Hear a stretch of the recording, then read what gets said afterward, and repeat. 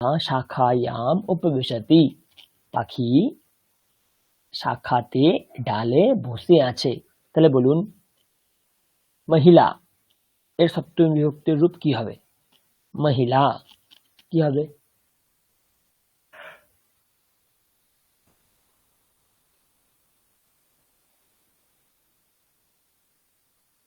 महिलायाम। মহিলায়াম। দেখুন নেক্সট স্থলি, তো ফলানি সন্তি, ফলগুলি আছে কোথায়? তাহলে আধারভূত শব্দ কোনটা? স্থলি, সেখানে সপ্তমী হবে, তাহলে কি হবে? স্থ্যাল্যাম। কোথাটায় পরিবর্তন হচ্ছে খেয়াল করলেই কাজ শেষ।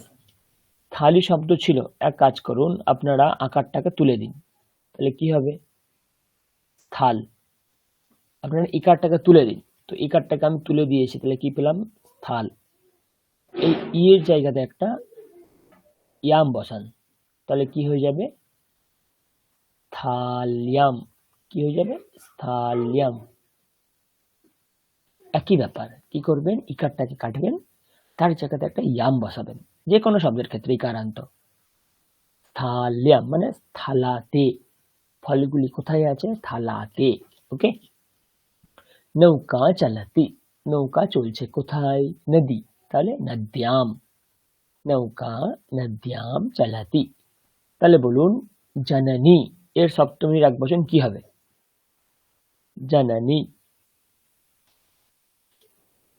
সপ্তমীর একবচন কি হবে? নদী নদ্যাম, লেখনী লেখন্যাম, জননী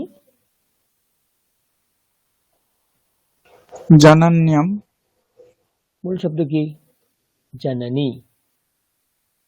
ইকারটাকে কাটুন, তাহলে কি পাবো? জনন। ইকারটার জায়গায় ইয়াম যোগ করে দিন, কি রূপ পেয়ে যাবো? জনন্যাম, জননীতে। ব্যাস পেয়ে গেলাম। স্নেহঃ अस्ति, ভালোবাসা আছে কোথায়? জননীতে। তাহলে স্নেহঃ জনন্যাম अस्ति, এইভাবে আমরা বাক্য রচনা করতেই পারি। অনেক উদাহরণ আছে, আপনারা দেখুন। 1 2 3 4, 1 নম্বরটা দেওয়া আছে কি? বালকः বিদ্যালয়ে পঠতি, বালকটি কোথায় পড়ে? বিদ্যালয়ে পড়ে। 2 নম্বরটা কি হবে তাহলে বলে ফেলুন। ভক্তাः अर्चन्ति, ভক্তরা পুজো করেন কোথায়? তাহলে পুরো বাক্য কি হবে?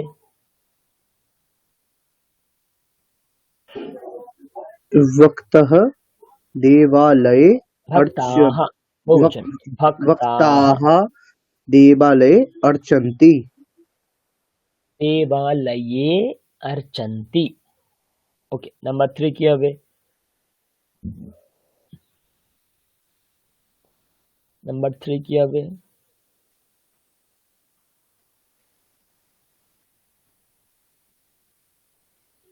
यानानि गच्छन्ति, যানগুলি যাচ্ছে কোথায়? শব্দ দেওয়া আছে মার্গः, তার সপ্তমী একবচন দিয়ে বাক্য বলুন। मार्गे। जनानि मार्गे गच्छन्ति। यानानि मार्गे गच्छन्ति। ঠিক তেমনি নাম্বার 4 কি হবে? खगाः वृक्षे कूजन्ति। খগাः, পাখিগুলি বৃক্ষে গাছে, কূজন্তি ডাকছে।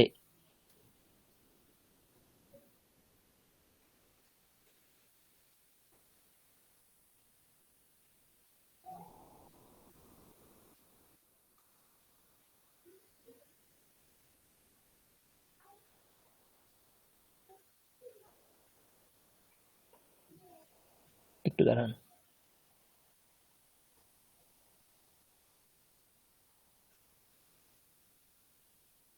ওকে, অনেক উদাহরণ আছে। নাম্বার 5 বলুন কি হবে?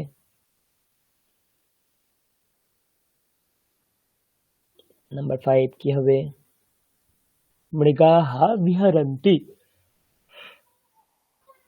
হরিণগুলি ঘুরে বেড়ায়, বিহার করে কোথায়?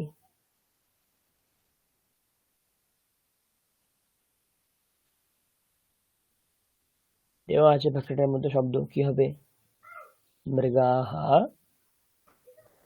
কি হবে?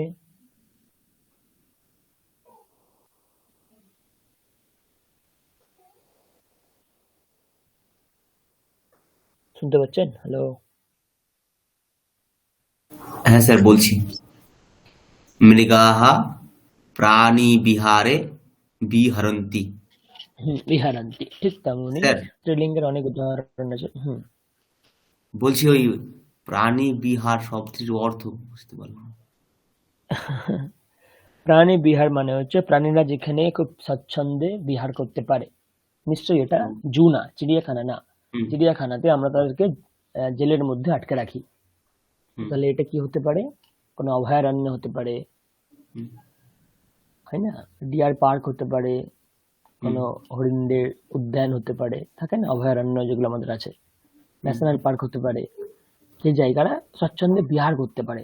কখনো আপনি জেলখানার মধ্যে বিহার করতে পারবেন না। তো বিহার করার জন্য উন্মুক্ত আকাশ চাই। তো প্রাণী বিহার মানে অভয়ারণ্য এইভাবে, বা কোনো স্পেসিফিক লোকেশন যেখানে ওই সমস্ত প্রাণীরাই থাকতে পারে এইভাবে। হুম। ওকে। এবার আসুন স্ত্রীলিঙ্গে। পুষ্পাণি বিকসন্তি, ফুলগুলি বিকশিত হচ্ছে কোথায়? গাছে, লতাতে। তাহলে লতা ইয়াম বলেছিলাম।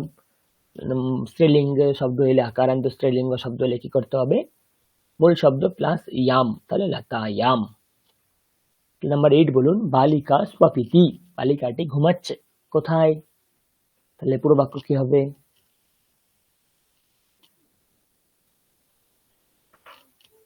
बालिका বালিকা, दोला পেট কাটাবো, বালিকা बालिका दोलायां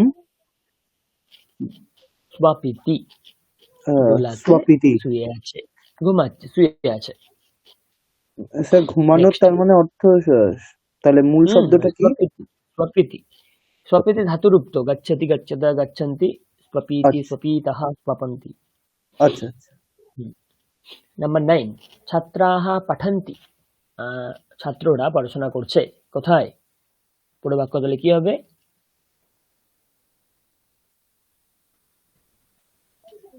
छात्राः ছাত্রাः पाठशालायां पठन्ति। পাঠশালায়াম পঠন্তি। সিমিলারলি গোশালা, তাহলে কি হবে? গোশালায়াম। মেলা, মেলায়াম। শাখা, শাখায়াম। এভাবে হবে। এখানে উদাহরণ আছে দেখুন, মহিলা স্নান্তি, মহিলাः স্নান্তি, মহিলারা স্নান করছে কোথায়? নদী, নদীতে। তাহলে কি বলেছিলাম? ইকারটাকে কেটে দিন, নদ, তার সঙ্গে ইয়াম, নদ ইয়াম, মহিলাः নদ্যাম স্নান্তি। তাহলে নাম্বার 14 কি হবে? রাজ্যপালः তিষ্ঠতি, রাজ্যপাল থাকেন কোথায়? রাজধানীতে। তাহলে পুরো বাক্য কি দাঁড়াবে বলুন? राज्यपालः राजधान्यां तिष्ठन्ति तिष्ठति। তিষ্ঠতি, রাজধান্যাম তিষ্ঠতি। হ্যাঁ, নাম্বার 15 কি হবে? অগ্রজः স্নেহ্যতি, স্নেহ্যতি মানে স্নেহ করা, স্নেহ থেকে স্নেহ্যতি, স্নেহ করা। অগ্রজ কোথায় अग्रजः স্নেহ করে? তার বোনকে স্নেহ করে। তাহলে কি হবে? अग्रजः भगिन्यां स्नेहति গুড। स्नेहति। অগ্রজः ভগিন্যাম স্নেহ্যতি। কৃষকৌ উপবিশতঃ, দুইজন কৃষক বসে আছে কোথায়? শাকটিতে। তাহলে কি হবে বাক্য?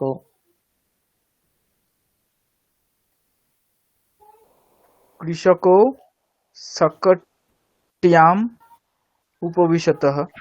শাকটি মানে ঘোড়ার গাড়ি, ধরে নিন, ঘোড়ার গাড়ি না, গরুর গাড়ি। শাকট, বুলক কাট। ওকে। তো কৃষকৌ शकट्याम् उपविशतः। নাম্বার 17, গৃহিণী দয়াম করোতি, গৃহিণী দয়া করছে কোথায়? ভিক্ষুকীকে বা ভিক্ষুকীতে দয়া করছে। তাহলে কি হবে? গৃহিণী, পুরো বাক্য কি দাঁড়াবে? গৃহিণী गृहिणी भिक्षुक्यां दयां करोति। ভিক্ষুক্যাম দয়াম করোতি। সেম ভাবে জলম জলে, লোকয়ানম লোকয়ানে, মন্দিরম মন্দিরে, আসনম আসনে, গগনম গগনে। এইভাবে আমরা করতে পারি। এবারে আমাদের পালা হচ্ছে দ্বিবচন আর বহুবচন দেখার। ষষ্ঠীর দ্বিবচন মনে করুন সেম, ষষ্ঠী সপ্তমীর দ্বিবচন সেম, সব জায়গাতে, সব জায়গাতে নপুংসক বলে না, পুংলিঙ্গ বলে না, স্ত্রীলিঙ্গ বলে না, সব জায়গাতে ষষ্ঠীর দ্বিবচন সপ্তমীর দ্বিবচন সেম। কিরকম ভাবে সেম দেখুন, দেবাহা তো দেবে পেলাম, দ্বিবচন কি হবে? দেবয়োহ। মনে করে দেখুন, যখন ষষ্ঠী শিখছিলাম আমরা কি পেয়েছিলাম? ষষ্ঠী দেবস্য, এটা পেয়েছিলাম। সপ্তমীতে কি পেয়েছিলাম? দেবয়োহ, সপ্তমীতে এটা পেয়েছিলাম দেবয়োহ দ্বিবচনে। বহুবচনে কি পেয়েছিলাম? দেবানাম।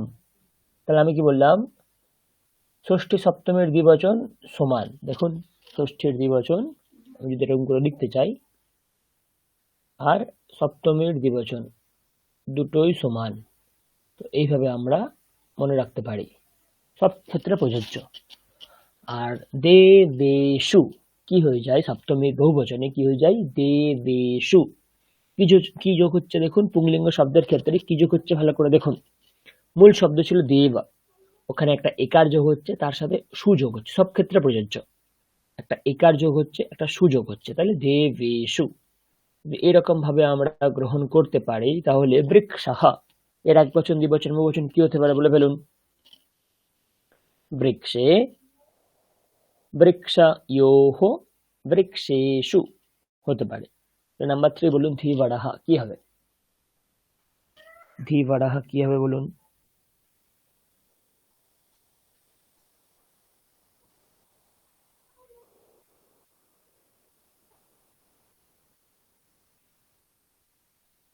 ধীবর মানে জেলে। বলে ফেলুন ধীবর সপ্তমী একবচন দ্বিবচন বহুবচন। ধীবরে, ধীবরয়োः, ধীবরানাম, সপ্তমী বিভক্তি কি হবে? ধীবরে, দেবেষু, হ্যাঁ ধীবরেষু। ধীবরেষু, ধীবরেষু। তেমনি আকারান্ত স্ত্রীলিঙ্গের ক্ষেত্রে দেখুন, সপ্তমীতে আমরা এটা পাচ্ছি, ষষ্ঠীতে কি পাচ্ছিলাম? বালিকায়াহ, ষষ্ঠীতে এটা পেয়েছিলাম বালিকায়াহ। সপ্তমীতে কি পেয়েছিলাম? বালিকায়োহ, সপ্তমীতে এটা পেয়েছিলাম বালিকায়োহ। আর ষষ্ঠীর বহুবচনে কি পেয়েছিলাম? বালিকানাম। তার মানে ষষ্ঠী একবচন বালিকায়াহ, দ্বিবচন বালিকায়োহ, বহুবচন বালিকানাম। তাহলে দেখুন, ষষ্ঠীর দ্বিবচন আর সপ্তমীর দ্বিবচন এক হচ্ছে তো, তাই জন্যই বললাম আমি ষষ্ঠী সপ্তমী দ্বিবচন এক সংশ্লিষ্ট জায়গার ক্ষেত্রে। তাহলে বালিকায়োহ এটা মানেও ষষ্ঠী, বালিকায়োহ এটার মানেও ষষ্ঠী। এবারে প্রশ্ন হতে পারে, স্যার যদি বালিকায়োহ থাকে আমরা কোন অর্থ গ্রহণ করব? তো আমি যদি আপনাদের একটা উদাহরণের মাধ্যমে বোঝাতে চাই, দেখুন কি অর্থ আমরা গ্রহণ করতে পারবো।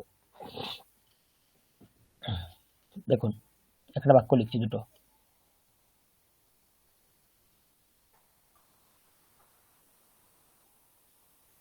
বালিকায়োহ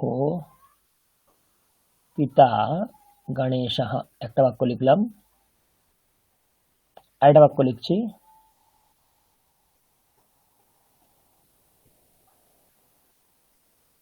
বালিকায়োহ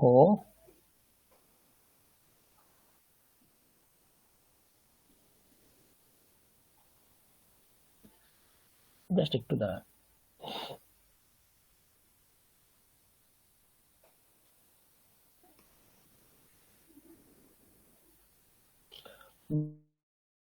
বালিকায়োহ কি হতে পারে? বালিকায়োহ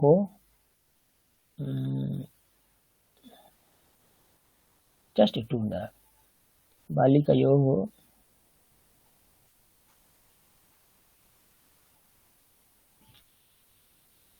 জাস্ট একটু দাঁড়ান, একটু সময় দিন আমাকে।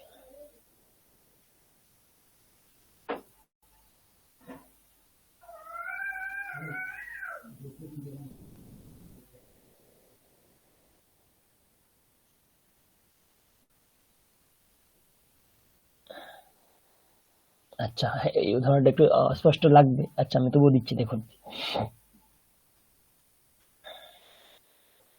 বালিকায়োহ দুটি বালিকার একই রকম অর্থ হয়ে যাচ্ছে। আচ্ছা, আমি একটু পরে কি উদাহরণ দিচ্ছি, এখন রেখে দিই এটা, আমি একটু পরে কি উদাহরণ দিচ্ছি একটা। আমরা এখন সামনে কিছুটা পড়ি, একটু পরে গিয়ে আমি উদাহরণ দিচ্ছি। ওকে, চলো তাহলে চেষ্টা করুন। তাহলে কি হবে? বালিকায়াম, বালিকায়োহ। কিন্তু এই ক্ষেত্রে স্ত্রীলিঙ্গে দেখুন, মূল শব্দ প্লাস সু, বালিকা সু, বালিকা সু, মূল শব্দ প্লাস সু, বালিকা সু। তাহলে নাম্বার 7 বলুন কি হবে? তালিকায়াম, তালিকায়োহ, তালিকাসু। তাহলে বলুন মালা। এই মালা শব্দগুলো কি হবে সপ্তমী? বলুন।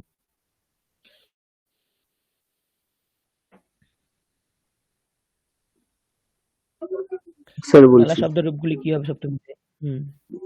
মালায়াম, মালায়োহ, উম, মালাসু। মালাসু, গুড, মালাসু। ইকারান্ত স্ত্রীলিঙ্গ দেখুন, বিদ্যার্থিনী শব্দ। তাহলে কি পেয়েছিলাম? বিদ্যার্থিন্যাম। আমরা ষষ্ঠী বিভক্তি খেয়াল যদি করি তাহলে কি পাচ্ছিলাম এখানে? এখানে পাচ্ছিলাম আমরা বিদ্যার্থিন্যাহা। ষষ্ঠী বিভক্তি এরকম পেয়েছিলাম এক বচনে, বিদ্যার্থিন্যাহা। দ্বিবচনে কি পেয়েছিলাম? বিদ্যার্থিন্যোহ। আর বহুবচনে কি পেয়েছিলাম? বিদ্যার্থী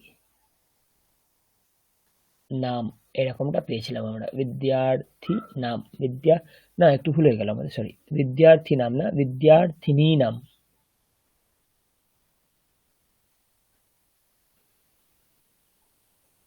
বিদ্যার রস্বত, ওকে।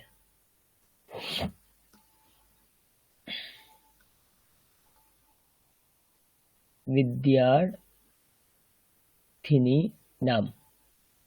বলেছিলাম আমি ষষ্ঠী সপ্তমী দ্বিবচন সমান। দেখুন, ষষ্ঠীর দ্বিবচন, সপ্তমীর দ্বিবচন সমান না?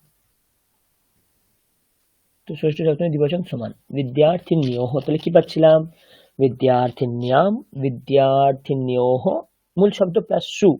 এক্ষেত্রে কিন্তু দন্তস্ব না, মূর্ধন্যস্ব। একটু একটু গড়মেলে এইগুলো, কিন্তু একটু মনে রাখতে হবে।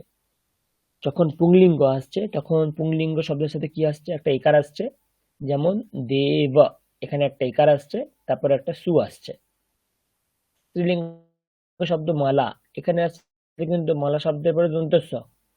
আবার এইটা ইকারান্ত শব্দ, এখানে আবার দন্তস্ব নেই, এখানে মূর্ধন্যস্ব। একটু লক্ষ্য রাখবেন। তাহলে বিদ্যার্থিনীষু। তাহলে গৃহিণী, এখান থেকে আমরা কি পাবো? গৃহিণ্যাম, গৃহিণ্যোঃ, গৃহিণীষু, গৃহিণীষু। তাহলে দর্বি কি হবে? বলে ফেলুন, আপনারা চেষ্টা করুন। দর্বি কি হবে? কি হবে?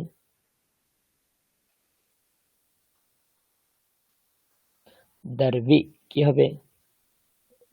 বলছি স্যার, দরবিয়াম, দরবি দরবিয়োহ, দ- দরবিষু। দর্বিষু, দর্বিষু, গুড, পারফেক্ট। নপুংসক লিঙ্গ পুংলিঙ্গ একদম সেম, সমান। তাহলে দেখুন ফলাম, ফলাম কি পাবো? ফলে, ফলয়োঃ, ফলেষু। খনিত্রা মানে আমি এই মুহূর্তে সঠিক বলতে পারছি না, অনেক কিছু হতে পারে, আমি আপনাদেরকে পরে বলবো। নীডম, নীডে, নীডয়োঃ, নীডেষু। তাহলে বলে ফেলুন ছত্রম, 19 কি দাঁড়াবে? ছত্রম কি হবে? চেষ্টা করুন। ছত্রম কি হবে?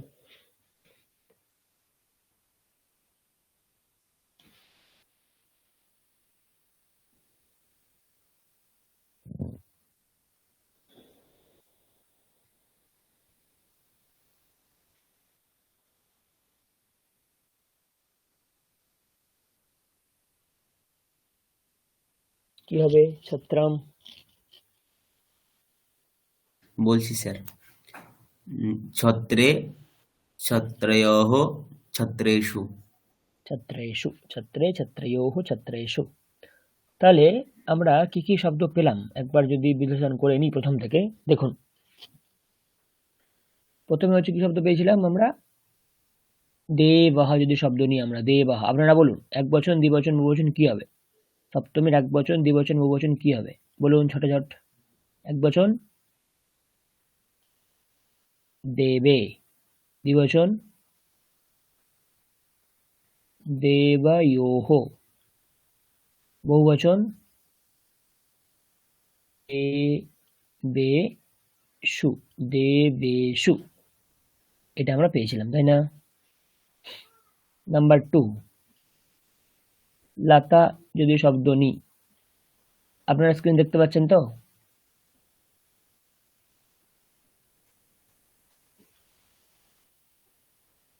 স্ক্রিন দেখতে পাচ্ছেন তো?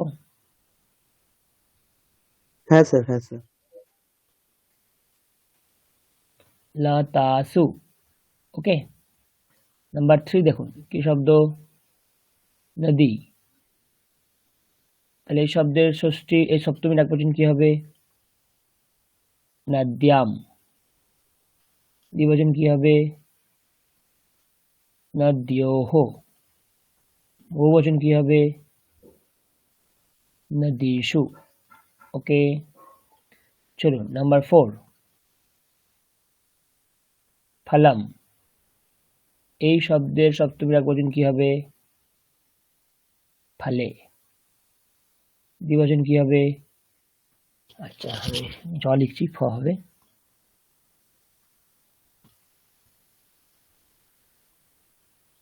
ফলয়োহ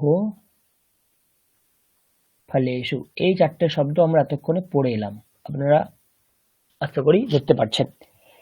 কিন্তু এরপরেও কিন্তু আমাদের শেষ নেই, এখন আমাদের অনেক শব্দ পড়তে হবে। সেই শব্দগুলোকে ধীরে ধীরে আসি, চলুন। নাম্বার 5, কি শব্দ আমাদের?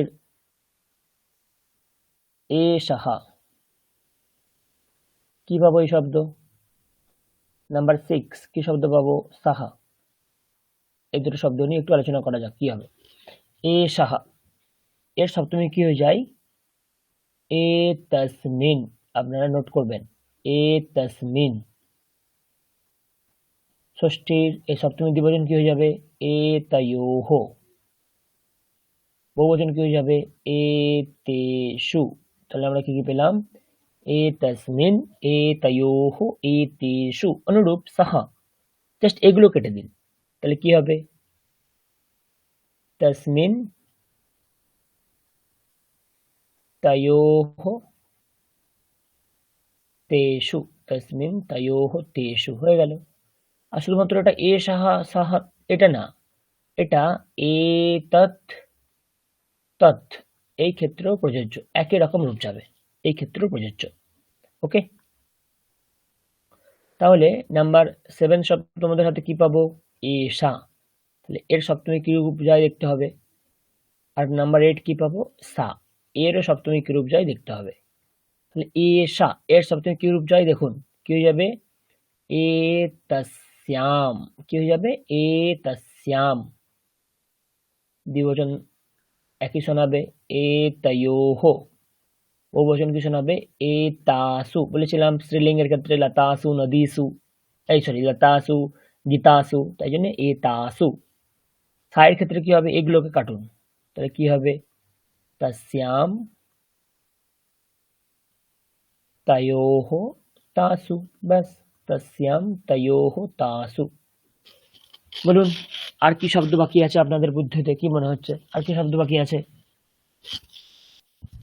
বলে ফেলুন, আর কি শব্দ বাকি আছে? ভবান। ভাবান শব্দ বাকি আছে, তাহলে কি হবে দেখি? নাম্বার 9, ভাবান। ভবান পড়তে গেলে আর একটা শব্দ অটোমেটিক্যালি চলে আসবে, সেটা কি? ভবতি। তাহলে এই দুটো রূপ কেমন যায় আমাদেরকে দেখতে হবে, চলুন দেখি। ভাবান কি হবে? সপ্তমীতে কি রূপ হয়? ভবতি, খুব ইম্পর্টেন্ট রূপ কিন্তু, ভবতি। আপনারা আরেকটা ভবতি রূপ পড়েছেন, ভবতি, ভবতা, ভবন্তি, সেই ভবতি কিন্তু এই ভবতি এক না, ওকে। ভবতি। দ্বিবচন ভবতোহ। বহুবচন ভবৎসু।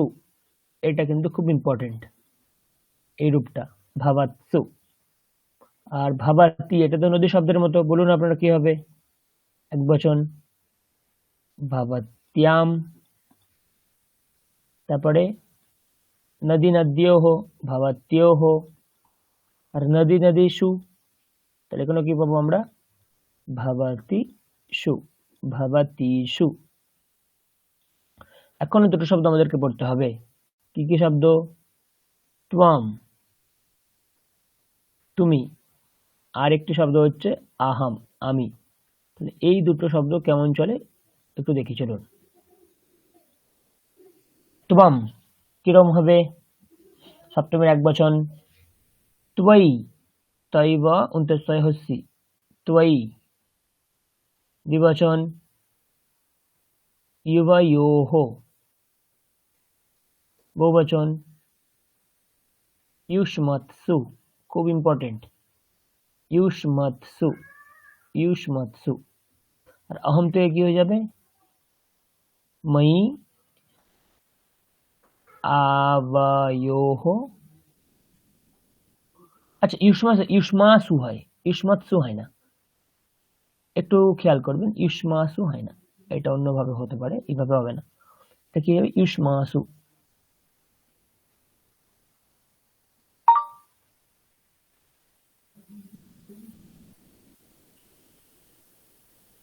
আর এখানে কি হয়ে যাবে? আসমাসু। দেখে নিন একবার।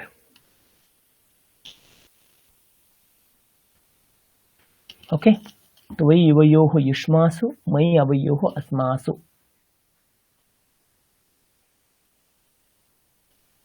এই প্রশ্নটা কিন্তু খুব ইম্পর্টেন্ট, একবার আপনারা নোট করবেন সবাই। এরপরে আমরা কিন্তু অভ্যাসের কালে এইগুলো দিয়ে আমাদের বাক্য রচনা করতে হবে। ওকে,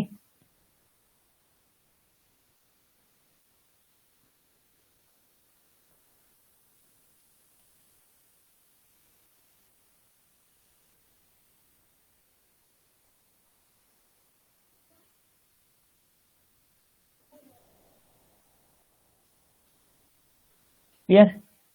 চলুন সামনে কিছু উদাহরণ দেখি। চলুন, দেখুন এখানে সব দেওয়া আছে, দেখতে পাচ্ছেন এখানে সব দেওয়া আছে, এগুলোই আমরা পড়ে এলাম।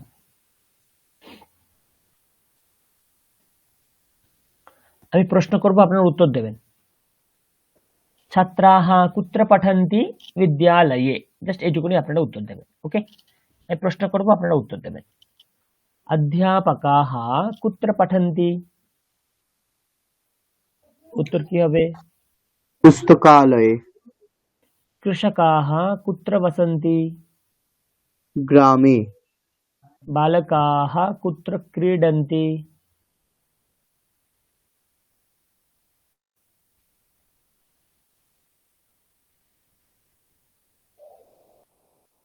ক্রীড়াঙ্গনম জলম ফলম বলম, ক্রীড়াঙ্গনম কি হবে? ক্রীড়াঙ্গনে। ক্রীড়াঙ্গনে, এটাই হবে। आपणिकः कुत्र विक्रयणं करोति, কোথায় বিক্রি করে আপনিক, দোকানদার? আপনে। আপনে। গ্রামীণাः কুত্র স্নান্তি, কোথায় স্নান করে? কূপে। কূপে। ময়ূরাः কুত্র নৃত্যন্তি, বনে। वने नृत्यन्ति। अश्वाः कुत्र नृत्यन्ति,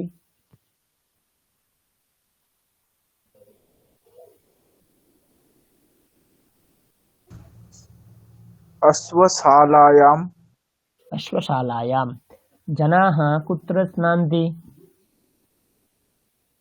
नद्यायां। নদী থাকলে কি আসে? তুমি এক বচন কি লিখেছেন? নদ্যাম হয়, তাই না? নদ্যায়াম না, নদ্যাম। ओके, लोकसभा कुत्र अस्ति, लोकसभा कुत्र अस्ति, देहल्यां। देहल्याम। ওকে, এইভাবে আপনারা একটা জিনিস লক্ষ্য করুন, এই কুত্র দিয়ে আমরা যখনই প্রশ্ন করব, তার উত্তর যেখানে আসবে এটা কিন্তু হবে সপ্তমী। কুত্র দিয়ে আমরা যদি কোনো প্রশ্ন করি, তার উত্তর যেখানেই আসবে সেটা হবে কিন্তু সপ্তমী বিভক্তি। তার মানে আমরা এরকম বলতে পারি যে সপ্তমী বিভক্তির প্রশ্নবাচক শব্দ হচ্ছে কুত্র, বলতে পারি তো? কুত্র শব্দের উত্তর সপ্তমীতে হয়, তার মানে আমরা এটা বলতে পারি যে সপ্তমী বিভক্তির প্রশ্নবাচক বোধক হচ্ছে কুত্র শব্দ, এইভাবে আমরা বলতেই পারি। তেমনি এখানে কিছু উদাহরণ আছে, দেখুন। ছাত্রাহ পুস্তকালয়ে পঠন্তি, সপ্তমী বিভক্তি দেওয়া আছে, আমাদেরকে এই সপ্তমী বিভক্তির জায়গায় প্রশ্নবোধক আনতে হবে, তাহলে কি আনবো? কুত্র, ছাত্রাহ কুত্র পঠন্তি। তাহলে আগেরটা আমি প্রশ্ন করছিলাম, আপনারা উত্তর দিচ্ছিলেন। এখানে কিছু অভ্যাস হয়ে যাক, যেখানে আমি উত্তর দেবো, আপনারা প্রশ্ন করবেন। মিনাহ নদ্যাম তারন্তি, প্রশ্ন করলে কি হবে? मीनाः कुत्र तरन्ति? হ্যাঁ, মিনাহ কুত্র তারন্তি। পুষ্পাণি লতায়াম বিকসন্তি, প্রশ্ন করলে কি হবে?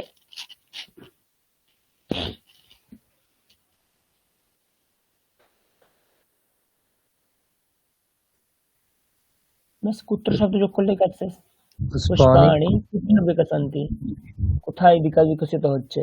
এইভাবে আমরা কিন্তু প্রশ্ন আসতে পারে কি, সপ্তমী বিভক্তির প্রশ্নবোধক শব্দ কি? উত্তর কি হবে? কুত্র। প্রশ্ন কিন্তু হতে পারে। অনেক এখানে উদাহরণ আছে, আপনারা দেখি চেষ্টা করুন, আপনারা ঠিকঠাক করতে পারছেন কিনা আমি একটু দেখি। 10টা 11টা উদাহরণ আছে, আমি একটু যদি পেজটাকে ছোট করি, 1 মিনিট।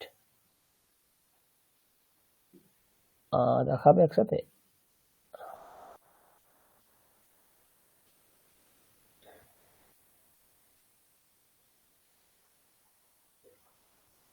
চলুন। আচ্ছা, বিদ্যালয়ে ধরুন এটা হয়ে গেছে, ওকে, শুরু করুন। নেক্সট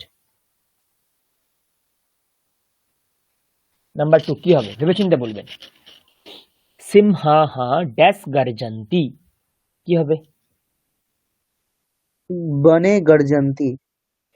সিংহাহ বনে গর্জন্তি। বনে গর্জন্তি। চলুন দেখা যাক তারপরে কি হবে। নাম্বার 3 কি হবে? মিনাহ ড্যাশ তারন্তি, जले तरन्ति। মিনাহ জলে তারন্তি। ওকে। Number 4 ময়ূরাহ dash নৃত্যন্তি, प्राङ्गणे नृत्यन्ति। প্রাঙ্গণে নৃত্যন্তি। ওকে, আমি এটা 4 অপশন দিয়ে রাখছি, হবে কি না হবে পরে দেখছি। স্যার নাম্বার 5 কি হবে? উদ্যানেও তো হবে ওটা। উদ্যানেও হতে পারে, তার মানে আমি এটাকেও 4 দিয়ে রাখছি, দুটোই হতে পারে, তো পরে দেখা যাচ্ছে কি হচ্ছে। আচ্ছা, নাম্বার 5 কি হবে?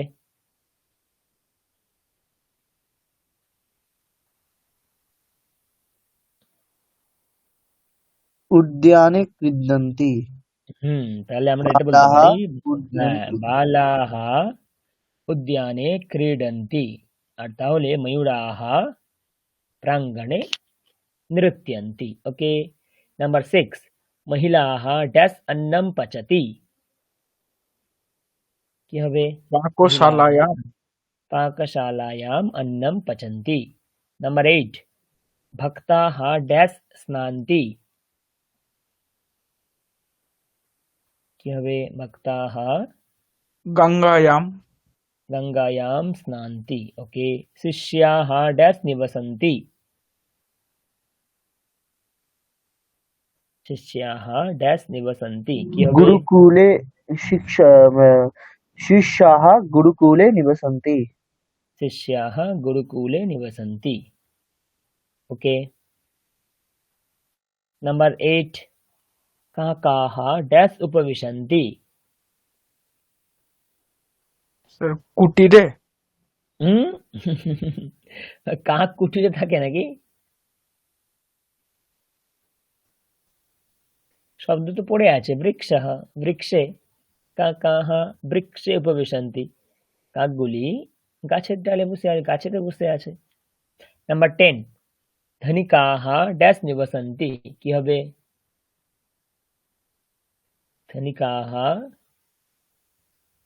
তারপরটাই দেখুন, ভবনে। নির্ধনাহ, দেখুন দুটো কিন্তু বৈপরীত্য আছে। ধনিকাহ মানে যাদের টাকা পয়সা আছে তারা ধনিক, আর তারা নির্ধনাহ যাদের ভবনে টাকা আর পয়সা স্যার ওটা নেই, কুটিরে হবে। হ্যাঁ, তাহলে ধনিকাহ ভবনে নিবসন্তি আর নির্ধনাহ কুটিরে নিবসন্তি। এইভাবে আমরা অভ্যাস করলাম এটা। ওকে, তো আপনারা হেডিং দিন নির্ধারণে সপ্তমী। সপ্তমী বিভক্তি কোথায় হয় তার প্রথম উদাহরণ নির্ধারণে সপ্তমী। কোনো কিছু নির্ধারণ করতে গেলে সেখানে আমরা সপ্তমী বিভক্তি করব। কোনো কিছু নির্ধারণ করতে গেলে আমরা সেখানে সপ্তমী বিভক্তি করব। এবং এই কথাটা বলার আগে আরো ৩-৪টে কথা আমার বলা উচিত, সেগুলো আমি ধীরে ধীরে বলছি, লিখুন। আমরা এতদিনে ধরুন এরকম করে জেনে এসেছি যে রামঃ লক্ষ্মণঃ চ, এটার মানে কি? রামঃ লক্ষ্মণঃ চ, এটার মানে কি? চ মানে এবং, রাম রাম এবং রাম এবং লক্ষ্মণ। লক্ষণ। আমি এখন বলতে চাইছি যে আমি এরকম ভাবে ৩টে পদ লিখব না, আমি এই ৩টে পদের পরিবর্তে একটিই পদ লিখব এবং একটি পদের দ্বারাই আমি আমার অর্থকে বোঝানোর চেষ্টা করব। তাহলে যদি আমি এরকম ভাবতে চাই তাহলে আমি কি লিখতে পারি, ভালো করে লক্ষ্য করবেন। ফার্স্ট যে শব্দ ছিল আমি বসিয়ে দেবো রাম, আমি কিন্তু বিসর্গ দেব না, রামা বসিয়ে দিলাম। তারপরে কিন্তু ছাড় না, একটা হাইফেন। তারপরে দেখুন লক্ষ্মণঃ, এটা হচ্ছে আপনার পুংলিঙ্গ শব্দ। তাহলে এটার পুংলিঙ্গ শব্দ দ্বিবচনে কেমন হবে? লক্ষ্মণৌ। তাহলে আমরা কি বসাবো? রাম লক্ষ্মণৌ। আমরা এটাকে একসঙ্গে বসাতে পারি। এবার প্রশ্ন হবে, স্যার লক্ষ্মণৌ কেন করলেন, দ্বিবচন কেন করলেন? Because of Ram. এখানে দেখুন দুটো কোয়ান্টিটি আছে, তাই জন্য দুটো সত্তা আছে, রাম এবং লক্ষণ, তাই জন্য দ্বিবচন। আর এই দ্বিবচন কার সাথে যোগ করব? শেষে যে শব্দ থাকবে তার সঙ্গে যোগ করব। ভালো করে বুঝবেন, যেহেতু দুজন ছিল তাই জন্য আমি দ্বিবচন করেছি। আর দ্বিবচনটা কোথায় লাগাবো? শেষে আমি যাকে লিখতে চাইছি তাহার সাথে দ্বিবচনটাকে বসাবো। তাহলে রামঃ লক্ষ্মণঃ চ, এটাকে যদি আমি একসাথে লিখতে চাই তাহলে রাম লক্ষ্মণৌ, এইভাবে আমরা লিখতে পারি। আরেকটু উদাহরণ দেখুন, কৃষ্ণঃ অর্জুনঃ চ। বলুন এটাকে আমরা কিভাবে লিখতে পারি? কৃষ্ণঃ অর্জুনঃ চ, এটাকে আমরা কিভাবে লিখবো বলে ফেলুন।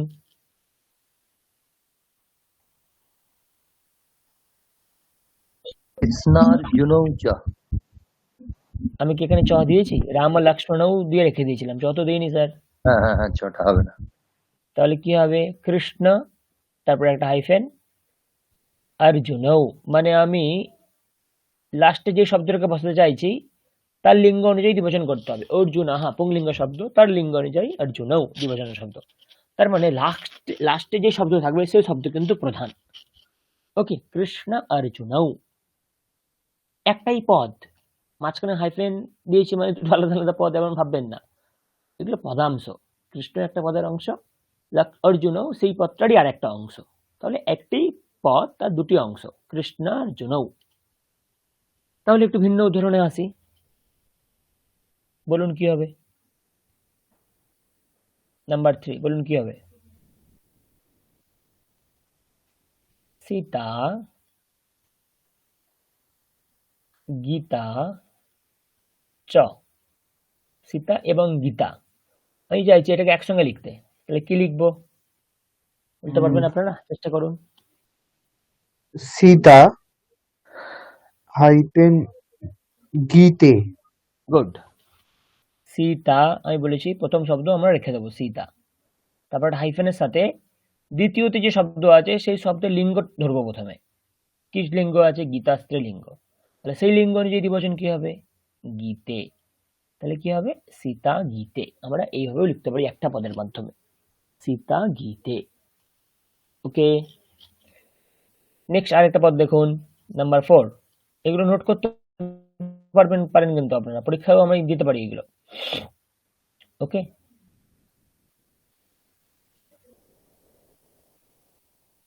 অযোধ্যা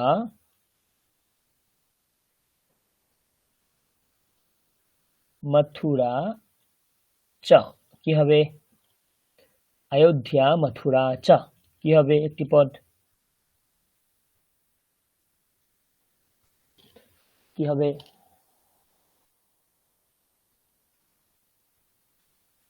अयोध्या मथुरे ব্যাস।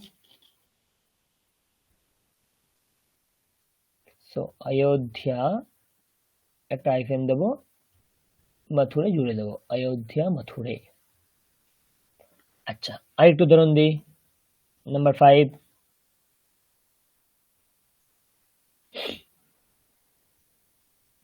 জননী ভগিনী চ। বলুন একসঙ্গে কি লিখবো? জননী ভগিনী চ, কি লিখবো একসাথে? जननी भगिन्यौ জননী ভগিন্যৌ, কি লিখবো আমরা এখানে? জননী, একটা হাইফেন দেবো, হাইফেন দিয়ে কি লিখে দেবো? ভগিন্যৌ, জননী ভগিন্যৌ। পরিষ্কার? জননী ভগিন্যৌ। ক্লিয়ার? একটু বাড়াই, কি হবে দেখুন। নাম্বার 6, ভালো করে খেয়াল করবেন। হ্যাঁ, নাম্বার 6 কি হবে? রামঃ সীতা চ, কি হবে? রামঃ সীতা চ, কি হবে? মিক্সড, একটি পুংলিঙ্গ একটি স্ত্রীলিঙ্গ, কি হবে?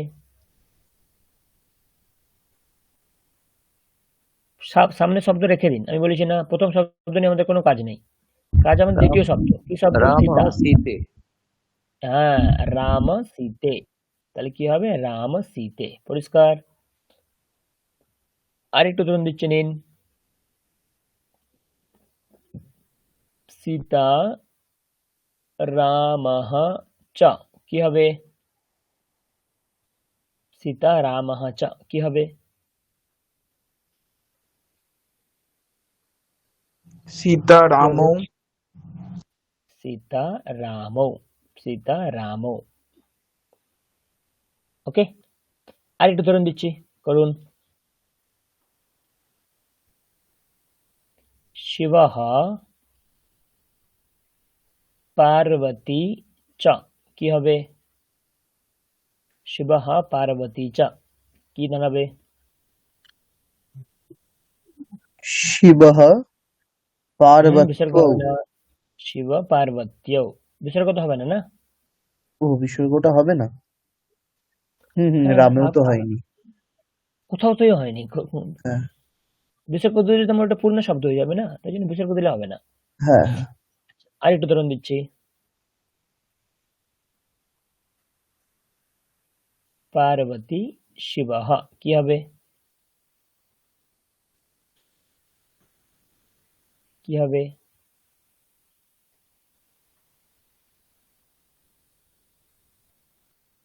কি হবে বলুন?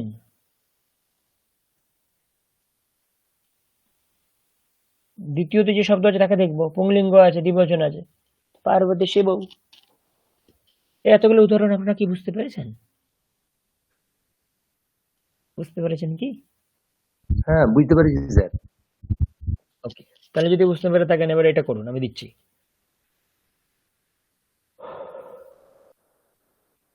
রামঃ লক্ষ্মণঃ ভরতঃ চ, কি হবে? রামঃ লক্ষ্মণঃ ভরতঃ চ, কি হবে? রাম কি বলেছিলাম মনে করে? ওই শেষ যে শেষখানে পদ সেই পদের লিঙ্গ অনুযায়ী বসানো হবে। তাহলে কি হবে? রাম রাম ভরত লক্ষ্মণ লক্ষ্মণ। ভরতৌ। কেন ভরতও হবে? কটা কোয়ান্টিটি আছে? 3 জন না? 3 জন হলে কি দ্বিবচন হয়? ওহো হ্যাঁ স্যার। বহুবচন হয় না? তাহলে শেষ কোন শব্দ? ভরত শব্দ, হ্যাঁ তাতে বহুবচন লাগবে। তাহলে ভরত। রামঃ রামৌ রামাঃ, তাহলে ভরত হ্যাঁ। শব্দের সাথে বহুবচনে ভরতাঃ, ভরতঃ। তাহলে রাম লক্ষ্মণ ভরতাঃ। এইভাবে আমাদেরকে ভাবতে হবে।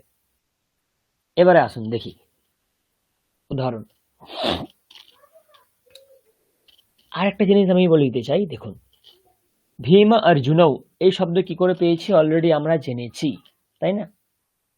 এবারে দেখুন, যখনই আমরা বলবো নির্ধারণে সপ্তমী, এই দুজনের মধ্যে কাউকে একজনকে আমি নির্ধারণ করব কোনো কিছুর সাপেক্ষে, যে এই দুজনের মধ্যে জ্যেষ্ঠ কে, বড় কে। ভীম এবং অর্জুন এই দুজনের মধ্যে বড় কে আমি কি করতে চাইছি, নির্ধারণ কি হিসাবে, বড় কে। তাহলে এই যে ভীম অর্জুন এই শব্দ দ্বিবচন তো এটা, তাহলে এর সপ্তমী করতে হবে। তাহলে সপ্তমী যদি করতে চাই তাহলে সপ্তমীর দ্বিবচনে নিয়ে যেতে হবে, কারণ যেহেতু ভীম অর্জুন এটা দ্বিবচনে আছে, তাহলে সপ্তমীর দ্বিবচনে নিয়ে যেতে হবে।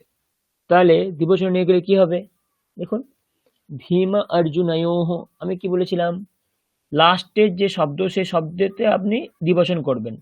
তাহলে ভীম ভীম পরে রইল, অর্জুনৌ এর সপ্তমী দ্বিবচন কি, অর্জুনে, বৃক্ষে বৃক্ষয়োঃ, অর্জুনে অর্জুনয়োঃ। তো এটা এর হচ্ছে সপ্তমীর দ্বিবচন, ভীম অর্জুনয়োঃ। শেষ যে শব্দ সেই শব্দ থেকে ষষ্ঠী সপ্তমী দ্বিবচনে যান, তাহলেই হবে। তাহলে ভীম অর্জুনয়োঃ এর মানে কিন্তু দাঁড়ালো ভীম এবং অর্জুন এদের মধ্যে, ভীম অর্জুনের মধ্যে, এই অর্থ পেলাম। ভীমঃ জ্যেষ্ঠঃ, ভীম কিরকম, জ্যেষ্ঠ, বড়। তো এইভাবে কিন্তু আমরা নির্ধারণে সপ্তমী বিভক্তির প্রয়োগ করতে পারি। কিভাবে সপ্তমী দ্বিবচন লাগাবেন বুঝতে পেরেছেন? শেষ যে শব্দটা, ধরুন বৃক্ষঃ, এক বচনে কি পেয়েছিলাম সপ্তমীতে, বৃক্ষে, দ্বিবচন কি পেয়েছিলাম, বৃক্ষয়োঃ, ব্যাস সেইটাই। অর্জুনৌ দ্বিবচন আছে, তার মানে সপ্তমীর দ্বিবচন করতে হবে, তার মানে অর্জুনে অর্জুনয়োঃ, সামনে ভীম শব্দ যেমন আছে বসে যাবে। তাহলে ভীম অর্জুনয়োঃ এইভাবে। তাহলে চেষ্টা করুন, নাম্বার 2 কি হবে, কৌরব পাণ্ডবৌ দ্বিবচন আছে, এই দুইয়ের মধ্যে পাণ্ডবঃ শ্রেষ্ঠঃ, পাণ্ডব শ্রেষ্ঠ। তাহলে কৌরব পাণ্ডবের মধ্যে, তাহলে ওখানে সপ্তমীর দ্বিবচন আমরা কি লাগাতে পারি বলুন, চেষ্টা করুন। কৌরব পাণ্ডবয়োঃ। কৌরব পাণ্ডবয়োঃ, কৌরব পাণ্ডবের মধ্যে পাণ্ডবঃ শ্রেষ্ঠঃ, পাণ্ডব শ্রেষ্ঠ। ঠিক তেমনি নাম্বার 13 গঙ্গা যমুনে, তো গঙ্গা শব্দের যদি সপ্তমীর এক বচন বলেন গঙ্গায়াম, যদি দ্বিবচন বলেন গঙ্গায়োঃ, সেম টু সেম এখানেও আসবে, যমুনে শব্দ আছে শেষে, তাহলে তার থেকে সপ্তমী দ্বিবচন করলে কি হবে বলে ফেলুন। গঙ্গা যমুনয়োঃ। গঙ্গা যমুনয়োঃ, গঙ্গা যমুনার মধ্যে, যমুনা গভীরা, যমুনা হচ্ছে গভীর, গঙ্গা গভীর না, গঙ্গা বিস্তৃত, যমুনা হচ্ছে গভীর। নাম্বার 14 কি হবে,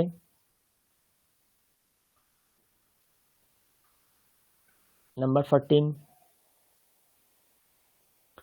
সিংহ বাঘের মধ্যে সিংহঃ বলবান, সিংহ হচ্ছে শক্তিশালী, তাহলে বলে ফেলুন সিংহ ব্যাঘ্রৌ সপ্তমী দ্বিবচন কি হবে,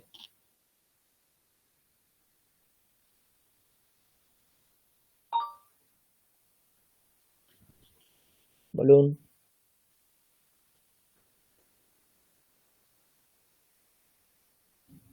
স্যার তাহলে এরকম হবে, সিংহ ব্যাঘ্রয়োঃ সিংহঃ বলবান। আরেকবার বলুন। সিংহ ব্যাঘ্রয়োঃ সিংহ ব্যাঘ্রয়োঃ সিংহঃ বলবান। বলবান। তাহলে বলুন নাম্বার 15 কি হবে,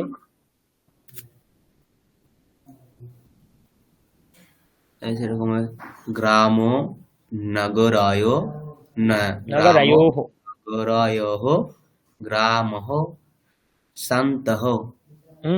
গ্রাম নগরের মধ্যে গ্রামঃ শান্তঃ।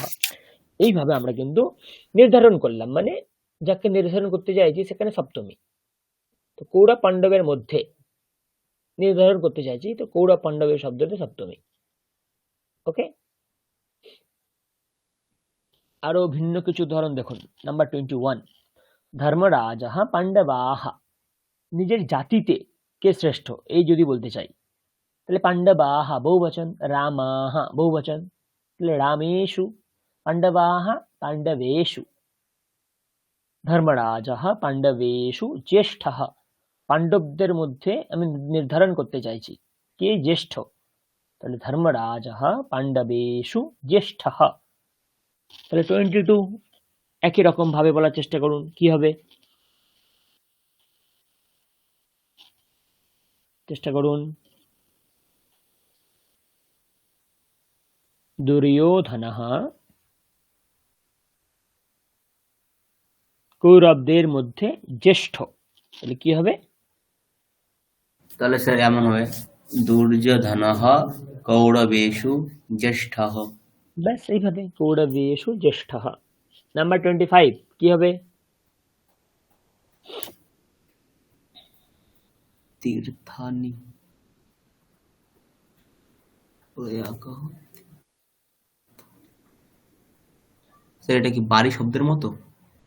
কেন আপনি এরকম কঠিন ভাবতে চাইছেন? ফলম ফলে ফলানি, ও তো তীর্থম বহু বচনে তীর্থে স্যার। তীর্থানি। হ্যাঁ হ্যাঁ, ফলম ফলে ফলানি। তাহলে ফল শব্দের মতো যদি হয় তাহলে এরকম হবে স্যার, প্রয়াগঃ ফলেষু শ্রেষ্ঠ। ও হ্যাঁ? ভুলে গেছেন, প্রয়াগঃ তীর্থেষু শ্রেষ্ঠঃ। হ্যাঁ, প্রয়াগঃ তীর্থেষু শ্রেষ্ঠः। যত তীর্থ আছে তার মধ্যে প্রয়াগ হচ্ছে শ্রেষ্ঠ। প্রয়াগ মানে প্রয়াগরাজ। প্রয়াগ আমাদের অনেক আছে, কিন্তু সব থেকে যেটি প্রসিদ্ধ সেটা হচ্ছে প্রয়াগরাজ। এটাও বলতে প্রয়াগরাজ। আচ্ছা, না আমাদের উত্তরাখণ্ডে 5টা প্রয়াগ আছে তো, দেব প্রয়াগ, কর্ণপ্রয়াগ, রুদ্রপ্রয়াগ, বিষ্ণু প্রয়াগ। 5টা প্রয়াগ আছে উপর থেকে। নাম জানেন আপনারা? বিষ্ণু প্রয়াগ, কর্ণপ্রয়াগ, রুদ্রপ্রয়াগ, দেবপ্রয়াগ, আর একটা প্রয়াগ আছে, নন্দপ্রয়াগ, কিছু একটা আছে। যাই হোক, তো এইভাবে আচ্ছা বলতে, আচ্ছা খুব ভেবেচিন্তে বলবেন নাম্বার 26 কি হবে। যদি আপনারা বলতে এটা পারেন তাহলে ভাববো আপনারা ঠিকঠাক পথে এগোচ্ছেন। ভালো করে ভেবে বলবেন, আমি একদম অ্যাপ্রোপ্রিয়েট শুনতে চাইছি। কি হবে? কাশী পবিত্রা নগরিয়ঃ। কি স্যার হতে এটা পারে? এমন হবে, কাশী নগরেষু পবিত্রা। বাকিরা চেষ্টা করুন। শব্দটা কি আছে স্যার? ন গ, তারপর স্যার কি আছে? নগরিয়ঃ, নগরিয়ঃ, ওটা স্যার র। নগরিয়ঃ 29 তাই রেফ বিসর্গ। নগরিয়ঃ 29 তাই রেফ বিসর্গ।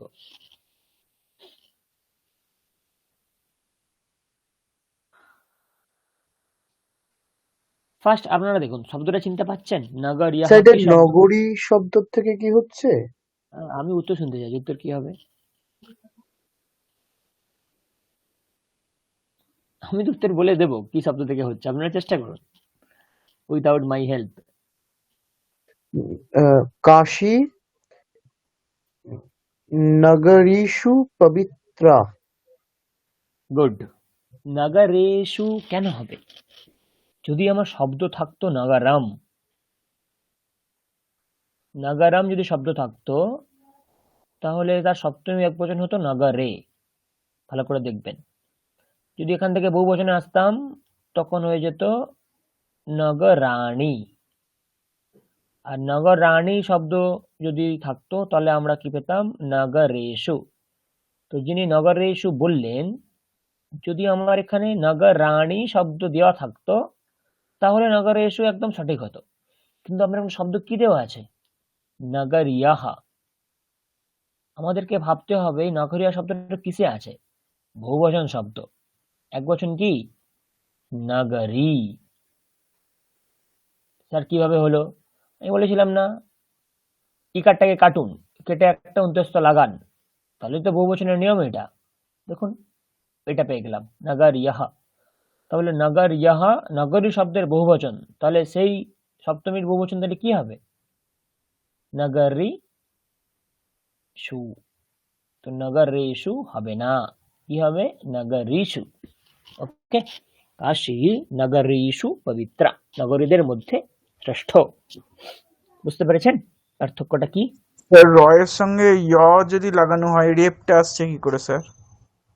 ও আচ্ছা, তাহলে কি হবে? ওটা হসন্ত হলন্ত। নকার তো কোথাও নিচে যে উঠবে না, ওটা তো উপরে উঠবে না। নকার, রকারের সঙ্গে আপনি যাই জুড়ুন, রকার নিচে নামবে না, উপরে উঠে যাবে। ওকে, হ্যাঁ স্যার, বুঝতে পেরেছি। গুড। অনেক উদাহরণ আছে, আপনারা করবেন। অনেক উদাহরণ আছে, অনেক। স্যার পাতা নম্বরটা একটু বলে দিন না। আপনারা একটা পাতা ধরে নিন, এই পাতা ধরে এগোবেন। পাতা নিয়ে নিন 391, তার এদিক ওদিক দেখবেন 384, 85 থেকে শুরু করবেন। একটা পৃষ্ঠা নিয়ে নিন 390, তো তার সামনের 5 পৃষ্ঠা, পিছনের 5 পৃষ্ঠা দেখবেন, সব পেয়ে যাবেন।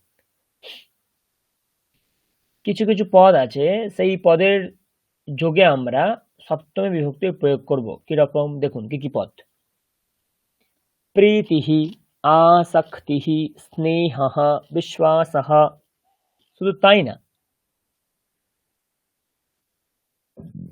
নিপুণঃ,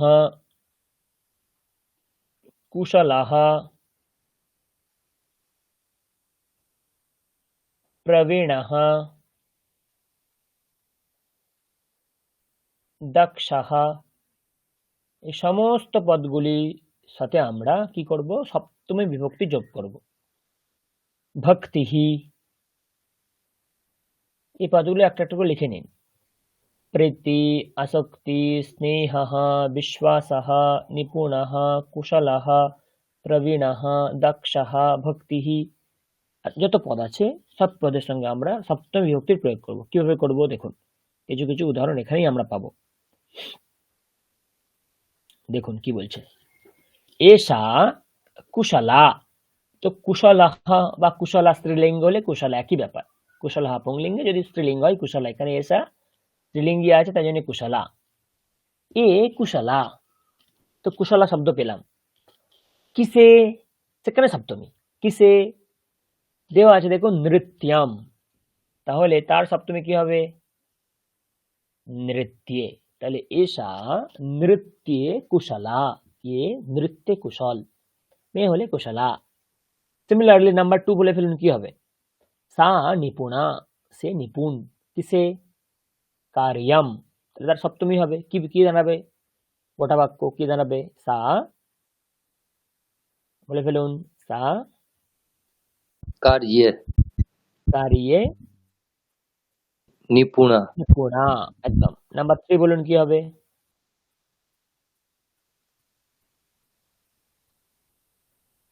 নাম্বার 3, সাহা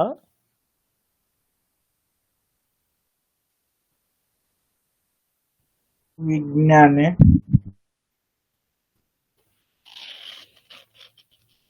বিজ্ঞানী কি?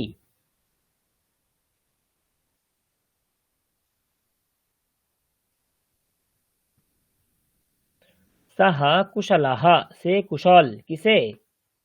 বিজ্ঞানে। समर्थ नंबर 5, भवती समर्था, अपनी समर्थ। किसे? पाक कार्ये, भवती पाक कार्ये समर्थ।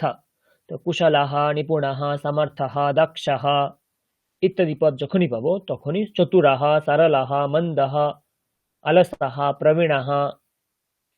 नंबर 19, वीरः शूरः, वीर হচ্ছে শূর, যোদ্ধা। কিসে? রণে, যুদ্ধে তিনি হচ্ছে শূর। ওকে। বালিকা অগ্রেসরা, এগিয়ে থাকে। কিসে? ক্রীড়ায়াম, বালিকা ক্রীড়ায়াম অগ্রেসরা, বালিকা ক্রীড়াতে খুব এগিয়ে থাকে। এইভাবে আমরা কিন্তু সপ্তমী বিভক্তি প্রয়োগ করতে পারি। এখানে যেমন কি পাবো দেখুন, জননী স্নেহতি, স্নেহ শব্দ এখানে পাচ্ছি, স্নেহতি, জননী স্নেহ করে। কিসে? তার পুত্রীদেরকে। তাহলে পুত্রিয়াহ, পুত্রী শব্দের বহুবচন পুত্রিয়াহ, তাহলে তার সপ্তমী বহুবচন কি পাবো? পুত্রেষু। তাহলে স্নেহতে শব্দ পাচ্ছি, স্নেহ করা। যখনই স্নেহতে শব্দ পাবো, কোথায় স্নেহ করছে? পুত্রীদেরকে, তার মানে পুত্রেষু স্নেহতি। তাহলে আপনারা চেষ্টা করে নাম্বার 2 বলুন, অধ্যাপকः ড্যাশ স্নেহতি। শব্দ দেওয়া আছে ছাত্রাः পুংলিঙ্গে, তাহলে সপ্তমীর বহুবচনে কিরূপ পাবো? কিরূপ পাবো?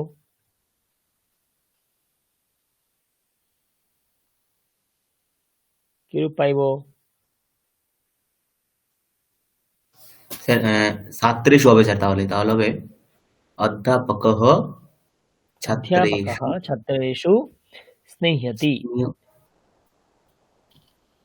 স্নেহ্যতি। তো এইভাবে একটা উদাহরণ দেখো, নাম্বার 8, দেশভক্ত দেশসেবকস্য, দেশ সেবকের প্রীতিহি अस्ति, প্রীতি আছে কিসে? সেই বাচক শব্দটি এখানে দেওয়া আছে, দেশাহ। তাহলে সপ্তমী করতে হবে এখানে, তাহলে কি হবে? দেশ সেবকস্য দেশে প্রীতিহি अस्ति, দেশ সেবকের দেশে প্রীতি আছে। কোথায় প্রীতি আছে? দেশে প্রীতি আছে। তো এইভাবে কিন্তু আমরা সপ্তমী বিভক্তির প্রয়োগ অনেক অনেক অনেক উদাহরণ আছে। দেখুন, প্রীতিঃ, স্নেহঃ, ভক্তিঃ, আদরঃ, আসক্তঃ, বিনয়ঃ, নম্রতা, যতই সমস্ত ধরনের শব্দ পাবো সব জায়গায় সপ্তমী। এটা করাটা খুব ইম্পর্টেন্ট, কারণ এখানেই আপনাদের সেই সর্বনাম শব্দগুলি লুকিয়ে আছে। চেষ্টা করবেন এক এক করে। আসছি, নরেশः প্রীতিম দর্শয়তি, নরেশ প্রীতি দেখাচ্ছে কোথায়? সেই উত্তর যেটা হবে তার এক বছর এখানে দেওয়া আছে প্রথমাতে, সাহা। তাহলে আপনারা ইতিমধ্যে লিখে ফেলেছেন, সাহা থেকে সপ্তমী করলে কি হবে? তাহলে প্রীতি শব্দের প্রয়োগ আছে এখানে, তাহলে কোথায় প্রীতি আছে? তসমিন, তাতে। নরেশः তসমিন তাতে প্রীতিম দর্শয়তি, প্রীতি দেখাচ্ছে। নরেশ তাতে প্রীতি দেখাচ্ছে। তাহলে সিমিলারলি নাম্বার 1, 2, 3, 4, আমি আপনাদের সময় দিলাম 5 মিনিট। এখানে কত উদাহরণ আছে? 16টা উদাহরণ আছে, এত করতে হবে না আপনাদের। আমি বলে দিচ্ছি, আপনারা আপাতত প্রথম 10টা করুন, নাম্বার 1 থেকে নাম্বার 10। চলো, নাম্বার 1 থেকে নাম্বার 10। ব্র্যাকেটের যে শব্দগুলি আছে সেই শব্দগুলিকে সপ্তমী করে বসাবেন।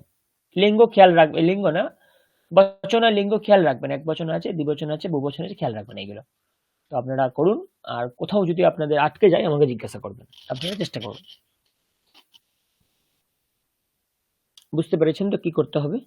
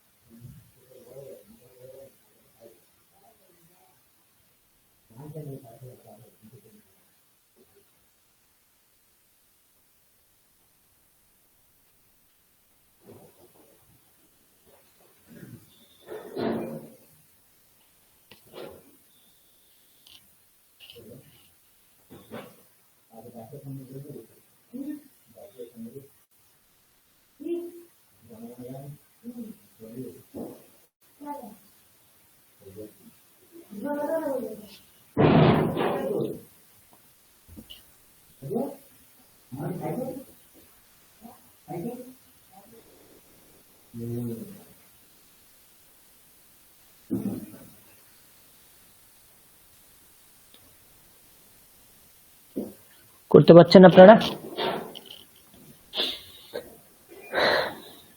বাকি আছে?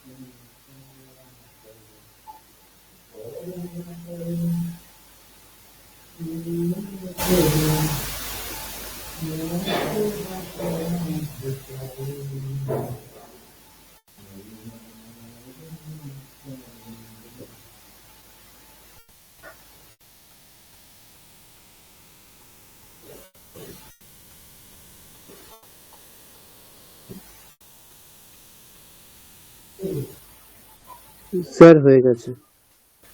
ওকে।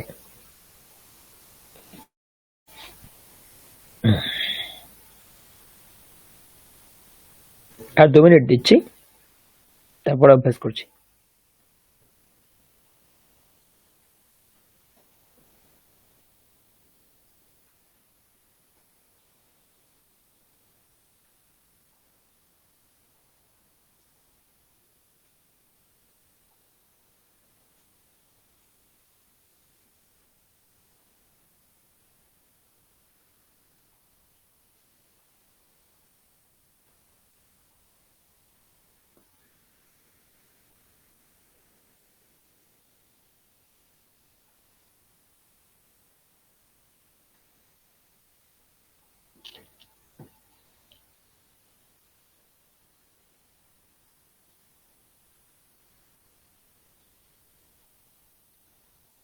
চলুন, বলুন নাম্বার 1 কি হবে?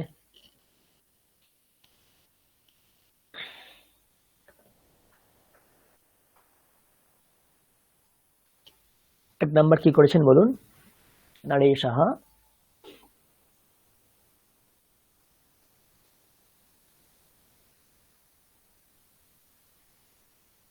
হ্যালো, প্রথমটা করেছে স্যার নরেশ সাহা एतस्याम् आशवतः अस्ति আসক্তः আসক্ত, सॉरी বাংলায় বলি না आसक्तः আসক্ত। अस्ति নরেশ এতে আসক্ত। নাম্বার 2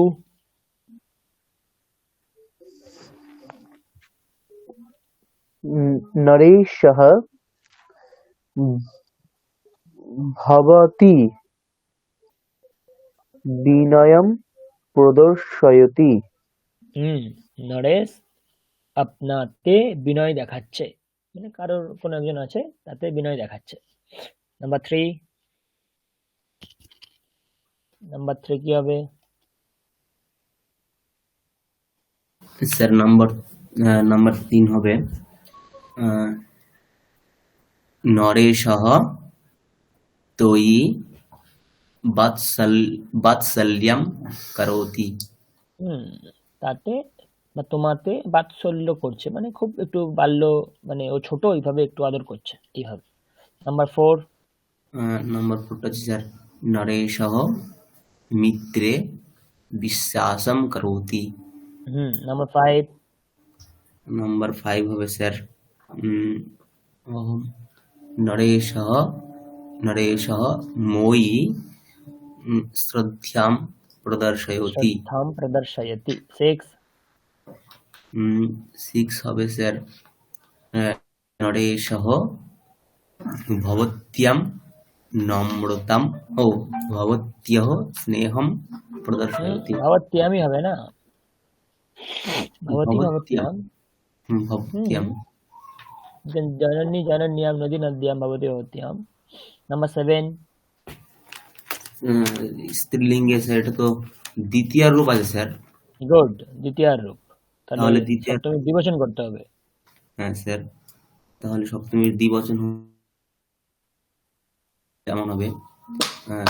নরেশः তয়োঃ নম্রতাম প্রদর্শয়তি। নাম্বার এইট, নরেশः এটা বহুবচন আছে, সরি, তাহলে স্যার এটা এমন হবে নরেশः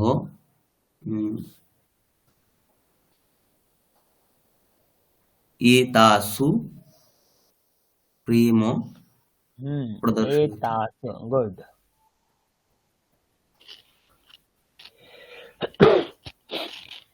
তো মোটামুটি এইভাবেই কিন্তু সপ্তমী বিভক্তিগুলো হয়। আরো অনেক উদাহরণ আছে, পারলে আপনারা অভ্যাস করতে পারবেন। ওকে, সংখ্যা তো আমরা 1 থেকে 100 পর্যন্ত পড়েছি নিশ্চয়ই, তাই না? তো প্রথম দিনে আমরা পড়েছি 1 থেকে 100, তাকে আমরা কি বলি সেগুলো আমরা সব দেখেছি। পড়েছি তো সংখ্যা, নাকি? হ্যাঁ স্যার। পড়েছি, ওকে। চলুন তাহলে আমরা একটা কাজ করি, সপ্তমী বিভক্তির কিছু শ্লোক আছে, সেই শ্লোকটা একবার দেখি। সপ্তমী বিভক্তির কোথায় কিভাবে প্রয়োগ হয়েছে চলুন দেখি। ভালো ভালো শ্লোক আছে অনেক, এতদূর পড়েছিলাম সপ্তমী বিভক্তির শ্লোক। দেখুন, শৈলে শৈলে ন মাণিক্যম মৌক্তিকম ন গজে গজে সজ্জনাঃ নাহি সর্বত্র চন্দনম ন বনে বনে। খুব সুন্দর। ন দেবো বিদ্যতে কাষ্ঠে ন পাষাণে ন মৃন্ময়ে भावे हि विद्यते देवः तस्माद् भावो हि कारणम् परनिन्दा सुपाण्डित्यं स्वेषु कार्येष्वनुद्यमः प्रद्वेषश्च गुणज्ञेषु पन्थानो ह्यपदां त्रयः। তিনটে শ্লোক আছে মনে হয়, হ্যাঁ চলো, ভালো শ্লোক। শৈলে শৈলে ন মাণিক্যম, শৈলাম কি শব্দ? শৈলাম। মিত্রম মিত্রে, জলম জলে, শৈলাম তার সপ্তমীর এক বচন শৈলে। শৈলে শৈলে না মাণিক্যম, শৈল মানে সব পর্বত। পর্বতে কিন্তু মাণিক্য রত্ন থাকে না। সবাই বলে পর্বতে নাকি মাণিক্য থাকে, কিন্তু না, পর্বতে মাণিক্য থাকে না। মৌক্তিকম না গজে গজে, মানে কি অর্থ? সব পর্বতেই কিন্তু মুক্ত থাকে না বা মাণিক্য থাকে না, কিছু কিছু বিশেষ পর্বত আছে সেখানেই কেবলমাত্র মাণিক্য পাওয়া যায়। শৈলে শৈলে না মাণিক্যম, সব পর্বতেই মাণিক্য পাওয়া যায় না, কিছু কিছু বিশেষ পর্বত আছে কেবল সেখানেই পাওয়া যায়, এই অর্থ। মুক্তিকম না গজে গজে, মুক্ত কোথায় মুক্ত পাওয়া যায়? আমাদের বিশ্বাস হাতির যে কুম্ভস্থল আছে সেখানে নাকি মুক্তি পাওয়া যায়, মুক্ত পাওয়া যায়।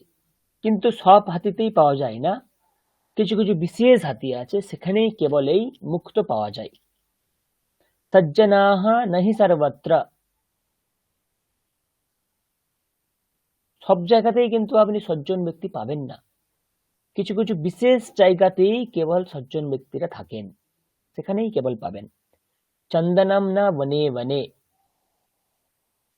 আর প্রত্যেক বনেই কিন্তু চন্দন গাছ দেখা যায় না, কিছু কিছু বিশেষ বন আছে সেখানেই গহীন অরণ্যে চন্দন গাছ কেবল থাকে।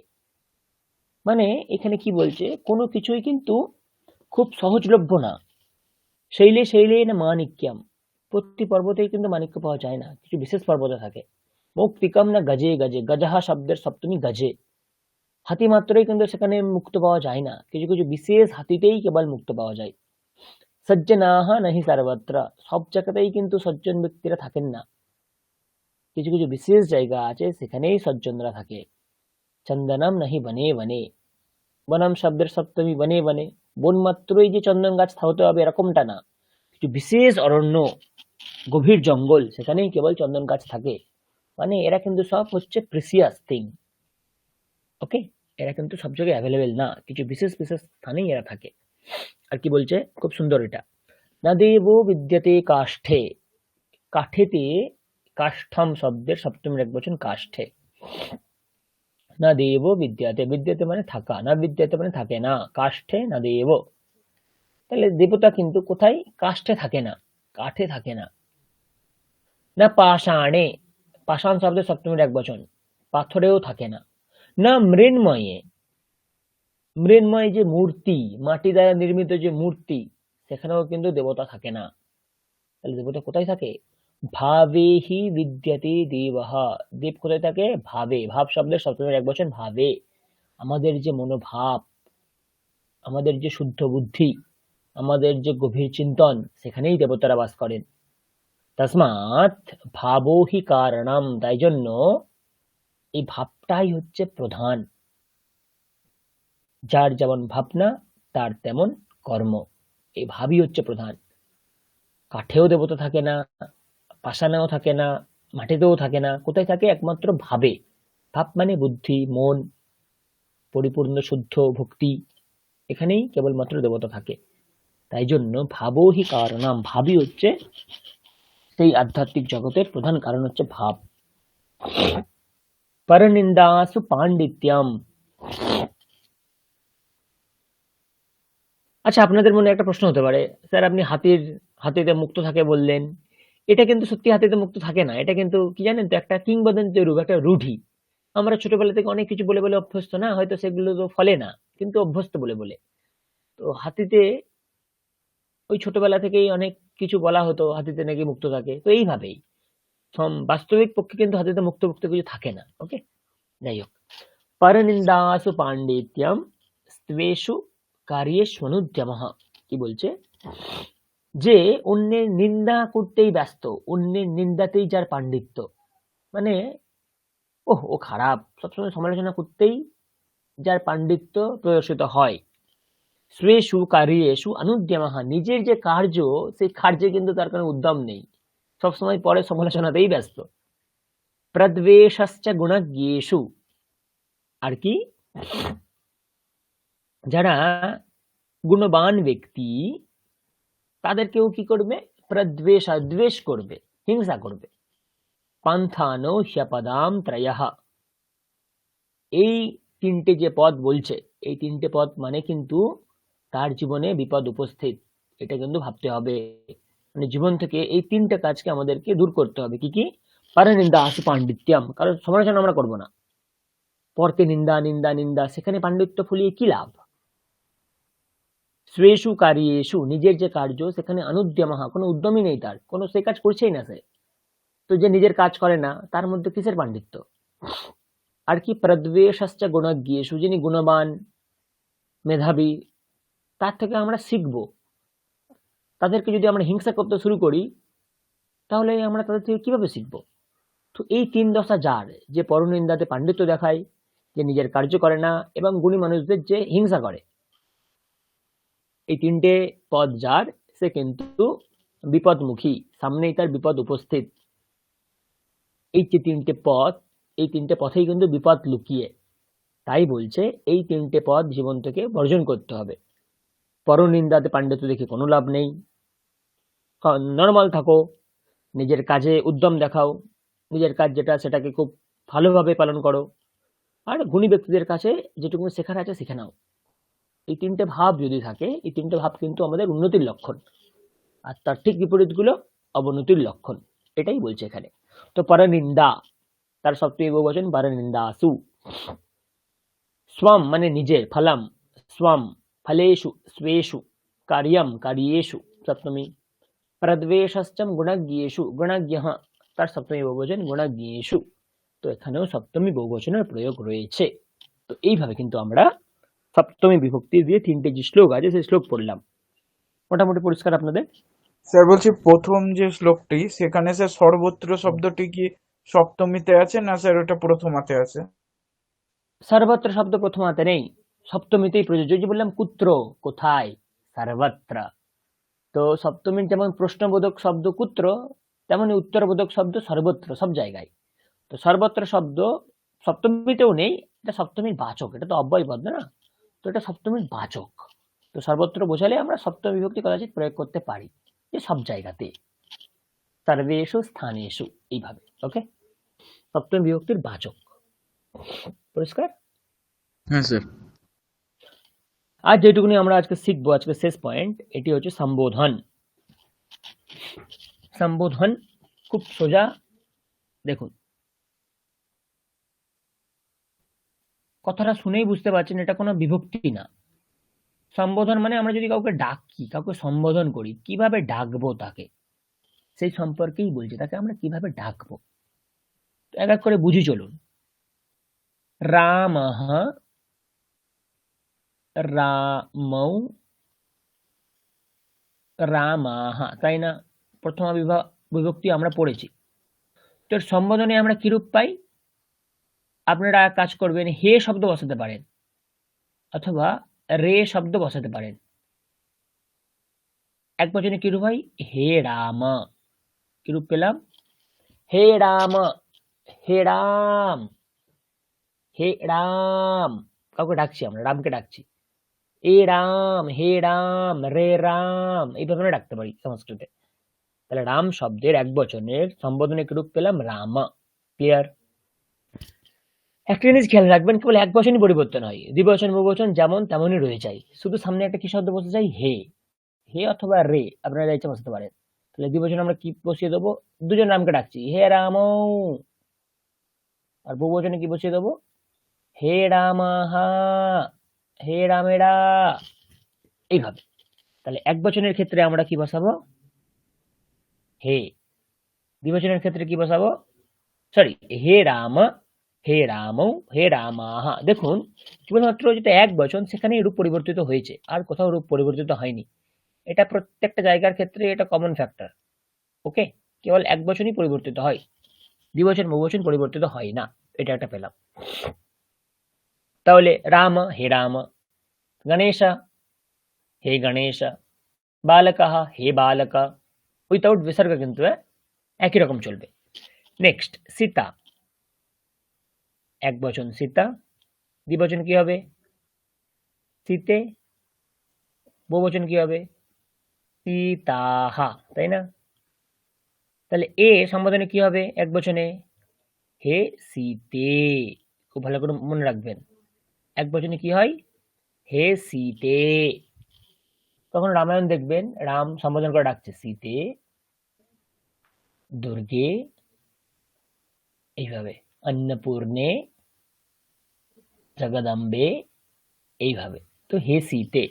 তো বলেছি দ্বিবচন বহুবচন সমানই রয়ে যায়, তাহলে দ্বিবচনে সমান রয়ে যাবে হে সীতে, আর বহুবচনে সমান রয়ে যাবে হে সীতাহা, হে সীতাহা। ক্লিয়ার? হে সীতাহা। পরিষ্কার? নেক্সট, আর কি শব্দ আছে আমাদের? জননী। তো জননী, জনন্যৌ, জনন্যः, এই শব্দ আমাদের জননী, জনন্যৌ, জনন্যः। তো এক বচনে কি হয়? হে জননী। বানান দেখবেন হ্রস্ব হয়ে যায় কিন্তু, হে জননী। দ্বিবচনে কি হয়? যেমন ছিল তেমন রয়ে যাবে, হে জনন্যৌ। আর বহুবচনে কি হচ্ছিল? যেমন ছিল তেমনই রয়ে যাবে, হে জনন্যः। পরিবর্তন কেবল এক বচনেই হয়, এটুকুনি খেয়াল রাখলেই হবে। ওকে। আরেকটু শব্দ মিত্রম। মিত্রম, মিত্রে, মিত্রাণি। আমি আমার মিত্রকে ডাকতে চাইছি, তাহলে কি লিখবো? হে মিত্র, হে মিত্র। দ্বিবচন বহুবচন তো সেম, হে মিত্রে, আর বহুবচনে হে মিত্রাণি।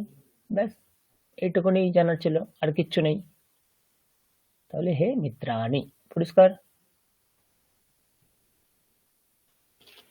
সহ, এষः, সা, এষা, তৎ, এতৎ, ভবান, ভবতি, অহম, ত্বম, এদের কারোরই সম্বোধন নেই। তার মানে কেবল এই চারটা শব্দের ক্ষেত্রেই প্রযোজ্য। মানে আমাদের সিলেবাস অনুযায়ী আরো শব্দ আছে, গিরি, নদী, সাধু, সেসব তো আমরা পড়িনি। তো এইটুকুনির মধ্যে এই কেবল চারটা শব্দের মধ্যেই আমাদের সীমাবদ্ধ থাকতে হবে। তো বুঝতে পেরেছেন? প্রত্যেকের এক বচনটা একটু আলাদা, বাদ বাকি দ্বিবচন বহুবচন সমান, শুধু একটা হে যোগ করলেই হবে। তাহলে পুংলিঙ্গ হলে হে রাম, স্ত্রীলিঙ্গ হলে হে সীতে অথবা হে জননী, আর হে মিত্র। ক্লিয়ার এইটুকুনি? আপনাদের আমি একটা শ্লোক লিখছি, এই শ্লোকের অর্থ আপনারা আগে হয়তো জানতেন না, বা জানতেন হয়তো, জানি না, এখন তো স্পষ্ট জেনে যাবেন। দেখুন, আপনারা এই শ্লোকটা জানেন, আমি লিখছি শ্লোকটা, দেখুন।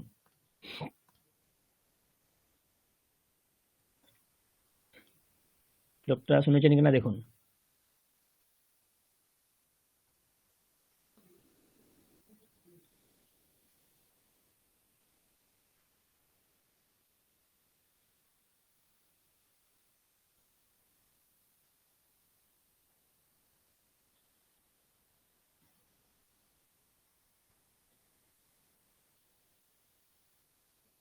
গঙ্গে চ যমুনে চৈব গোদাবরী সরস্বতী।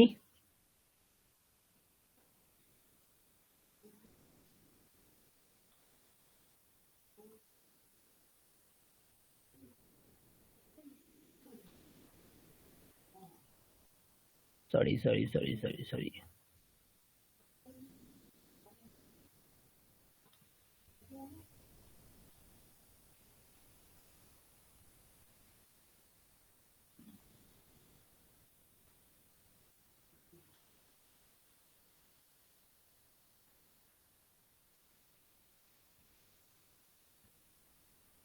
বলুন শুনেছেন শ্লোকটা? শ্লোক না, মন্ত্র। যখনই পূজা অর্চনা হয়, এটা কি হয়? কিসের মন্ত্র এটা? জল শুদ্ধির মন্ত্র স্যার। হুম, জলশোধন, তাই না? গঙ্গে চ যমুনে চৈব গোদাবরী সরস্বতী নর্মদে সিন্ধু কাবেরী জলেস্মিন সন্নিধিং কুরু। বুঝতে পারছেন এবারে? গঙ্গে কোথাকার রূপ এটা? সপ্তমী। কোন শব্দ? গঙ্গা। আপনারা একটা কাজ করুন, সাথে একটা হে উজ্জ্ব রেখে দিন, হে গঙ্গে। তাহলে মূল শব্দ কি? গঙ্গা, তার সপ্তমীর এক বচন গঙ্গে। যমুনে কি শব্দ? যমুনা, তার সপ্তমীর এক বচন যমুনে। গোদাবরী, দেখুন জননী রস্বীকার হয়ে গেছে, তাহলে কি শব্দ ছিল? গোদাবরী, দীর্ঘিকার ছিল, তো যখনই সম্বোধন হয়ে গেল হ্রস্বী হয়ে গেল। সরস্বতী, এখানেও দীর্ঘিকার ছিল, এটা সম্বোধন যেহেতু তাই জন্য সিঙ্গেল হয়ে যাবে, তাহলে সরস্বতী।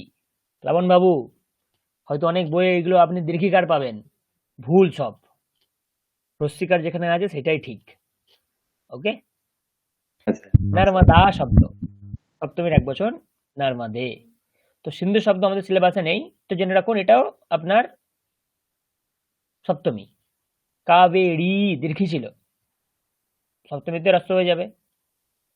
তো এখানে 7টা নদীর নাম বলা হচ্ছে, গঙ্গা, যমুনা, গোদাবরী, সরস্বতী, নর্মদা, সিন্ধু, কাবেরী। তো হে গঙ্গে, হে যমুনে, হে গোদাবরী, হে সরস্বতী, হে নর্মদে, হে সিন্ধু, হে কাবেরী। আমার এখানে যে জল আছে, পূজা অর্চনার সময় তো কষাকষিতে জল নিতে হয়, তো এই জলে তোমরা সন্নিধিন কুরু, কুরু মানে বলছে তোমরা, তোমরা এই জলে এসে প্রবেশ করো। হে গঙ্গা, হে গঙ্গে, হে যমুনে, হে গোদাবরী, হে সরস্বতী, হে নর্মদে, হে সিন্ধু, হে কাবেরী, তোমরা সকলেই আমার সম্মুখে যে জল আছে এই জলে এসে সন্নিবেশ করো, উপস্থিত হও, স্যার আশ্রিত হও। চৈব শব্দের অর্থ কি? চৈব শব্দের অর্থ হচ্ছে চ প্লাস এব। চ মানে কি এবং, তো এবং হে গঙ্গে মানে গঙ্গা এবং যমুনা এবং গোদাবরী এবং সরস্বতী এবং সিন্ধু এবং কাবেরী, তোমরা সকলেই এখানে এসে আমার জলে উপবিষ্ট হও। চ মানে এবং, এব হচ্ছে একটা পাত পূরণ, মানে কোনো নির্দিষ্ট কোনো অর্থ নেই, জাস্ট শ্লোকটাকে মেলানোর জন্য এব শব্দের প্রয়োগ করা হয়েছে। তো চ প্লাস এবা দুটোকে জুড়লে চৈবা। ক্লিয়ার? বুঝতে পারলেন? আপনাদের আমি একটা ট্রিক শিখিয়ে দিচ্ছি। যত মন্ত্র আছে আমাদের, বেশিরভাগ মন্ত্রে এই সপ্তমী বিভক্তির প্রয়োগ করা হয়েছে। আপনারা এক কাজ করুন, সরস্বতী মন্ত্র নিন, জয় জয় দেবী, দীর্ঘিকার নেই, রস্যিকার, চরাচর সারে, মূল শব্দ কি চরাচর সারা, তার সপ্তমী সারে, কুচ যুগ শোভিত মুক্তাহারা, মূল শব্দ, তার সপ্তমী কুচ যুগ শোভিত মুক্তাহারে, মন্ত্রিতে এটাই আছে, হারে মানে সপ্তমী বিভক্তি প্রয়োগ আছে। বীণা পুস্তক রঞ্জিত হস্তে, তো বীণা পুস্তক রঞ্জিত হস্তা মূল শব্দ, যেহেতু গঙ্গা গঙ্গে হস্তা হস্তে, বীণা পুস্তক রঞ্জিত হস্তে, ভগবতী, দীর্ঘিকার নেই, রস্যিকার, মূল শব্দ ভগবতী দীর্ঘি, তার সম্বোধন রস্যি, জননী জননী, এরকমই ভগবতী, ভারতী নেই কিন্তু রস্যিকার আছে সম্বোধন, দেবী এখানেও রস্যিকার আছে, নমস্তে তোমাকে প্রণাম। তো যত এরকম আপনারা মন্ত্র দেখবেন সব বেশিরভাগে এই সব সম্বোধনের প্রয়োগ আছে। শরণাগত দীনার্থ পরিত্রাণ পরায়ণে, মূল শব্দ পরিত্রাণ পরায়ণা, সম্বোধন পরায়ণে, সর্বস্যার্থী, হরে দেবী নারায়ণী নমস্তে, সব প্রত্যেকটা রস্য আছে দেখবেন। যদি কোনো বইয়ে মন্ত্রের বইয়ে দীর্ঘ থাকে, মন্ত্রের বই ভুল আছে, বানান ভুল আছে, কেউ না জেনেই লিখেছে, সাধারণত থাকে না, ওনারা জেনেই লেখেন, প্রত্যেকটাতে এই সম্বোধন বিভক্তি, এই বিভক্তি না সম্বোধন হয়েছে। তো খেয়াল রাখবেন যত মন্ত্র পড়বেন না সবকিছু সম্বোধনেই পাবেন, আপনি সম্বোধনেই পাবেন। আমাদের যে মূল মন্ত্র আমরা বলি তাই না,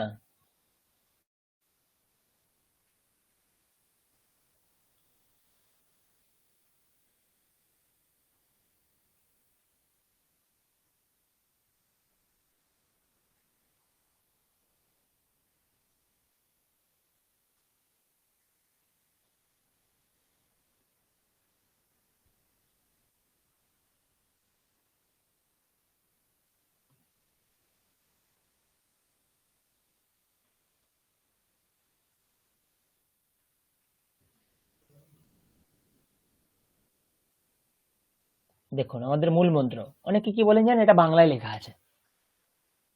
আচ্ছা যদি বাংলায় লেখা থাকতো, কৃষ্ণ শব্দ মানে তো কৃষ্ণ, হরে শব্দের মানে কি? যদি বাংলাতেই এটা হতো তাহলে হরে শব্দের মানে কি দাঁড়াতো? তাই না, কি দাঁড়াতো? তাই জন্য এটাও সম্বোধনে আছে। সামনে একটা আপনারা যদি হে অ্যাক্ট করে নেন না, তাহলে অর্থ ক্লিয়ার। হে হরে, মূল শব্দ হচ্ছে হরি, আমরা পড়িনি সপ্তমী, হরি শব্দ হচ্ছে একারান্ত হরিহি, তার সম্বোধন হচ্ছে হরে। তার মানে এখানে হরকে বোঝানো হচ্ছে না, এখানে হরিকে বোঝানো হচ্ছে। হরি মানে কে? ভগবান বিষ্ণু। তো হরে কৃষ্ণ, আর রাম শব্দ দেখুন রামা, তেমনি কৃষ্ণ শব্দের কৃষ্ণ, তাহলে হে হরে হে কৃষ্ণ, হে হরে হে কৃষ্ণ, হে কৃষ্ণ হে কৃষ্ণ, হে হরে হে হরে, হে রাম হে হরে হে রাম, হে হরে হে রাম, হে রাম হে রাম, হে হরে হে হরে। অন্বয়টা এরকম। অনেকে এটাকে বলে এটা বাংলায় আছে, বাংলায় নেই এটা, এটাও সংস্কৃতে আছে, সম্বোধনে আছে। দেখুন স্পষ্ট হচ্ছে না এখন সবকিছু? হরে কৃষ্ণ কৃষ্ণ কৃষ্ণ হরে হরে, হরে রাম রাম রাম হরে হরে, সবকিছু সম্বোধনে আছে। এটা হচ্ছে সম্বোধনের জাদু। তো সম্বোধনের কিছু কিছু উদাহরণ আমি বললাম, আপনারা বুঝতে পারলেন? সম্বোধন বিভক্তি না, সম্বোধন। প্রথমা দ্বিতীয়া তৃতীয়া চতুর্থী পঞ্চমী ষষ্ঠী সপ্তমী এন্ড সম্বোধন। কোন সংশয় আছে এত দূরে পর্যন্ত?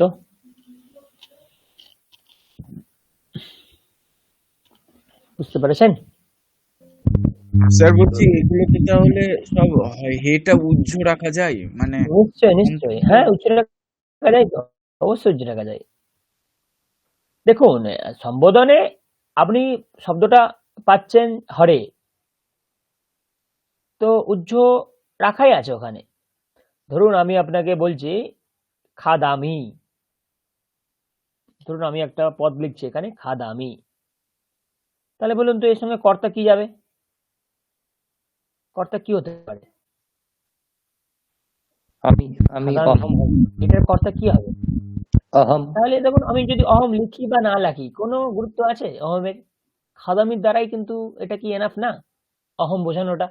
তো অহম আপনি লিখুন বা না লিখুন কোনো যায় আসে না, খাদামি মানে অহমের সঙ্গেই যাবে, এছাড়া কোনো উপায় নেই। তেমনি হারে, এ মানে সম্বোধনের সাথেই যাবে, মানে হে এর সাথেই যাবে।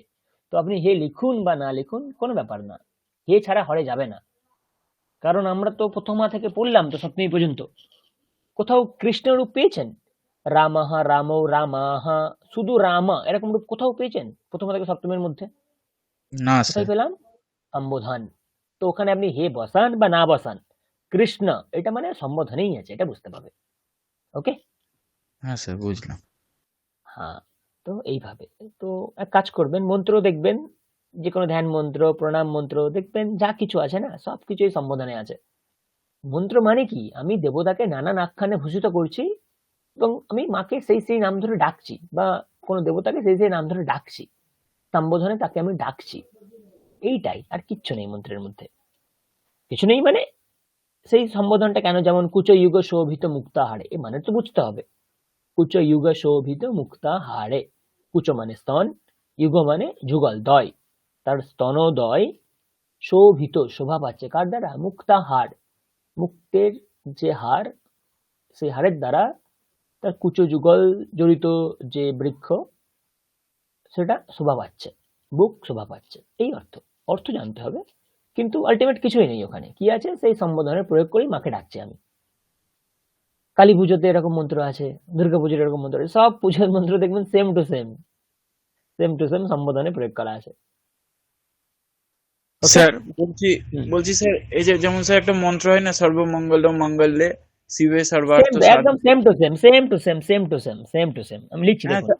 হ্যাঁ স্যার, হুম, স্যার শেষ লাইনটা আছে না স্যার, যে নারায়ণী নমস্তুতে, স্যার নমস্তুতেতে যে হটা স্যার, হয়ের পরে যে আমি আসছি আসছি আসছি আসছি আসছি, বুঝেছি।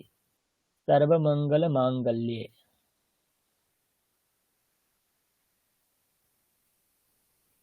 ওকে। তারপরে কি ছিল? শিবে সর্বার্থ সাধিকে। তাই জন্য বলে বানানের কিন্তু খুব গুরুত্ব, একটু বানান এদিক ওদিক হয়ে গেলেই সব মানে পাল্টে যাবে। शिवे शिवे सर्वार्थ साधिके शरण्य त्र्यंबके गौरी,